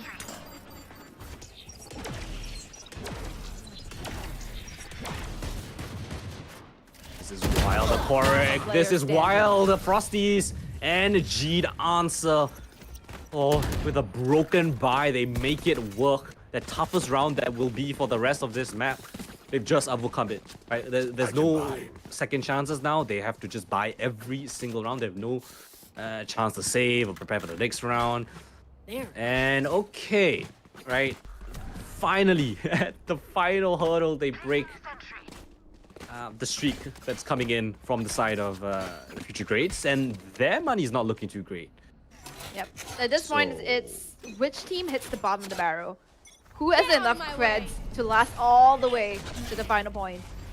Fragile. Do they check this corner? Oh, he gets spotted. The scan reveals his position.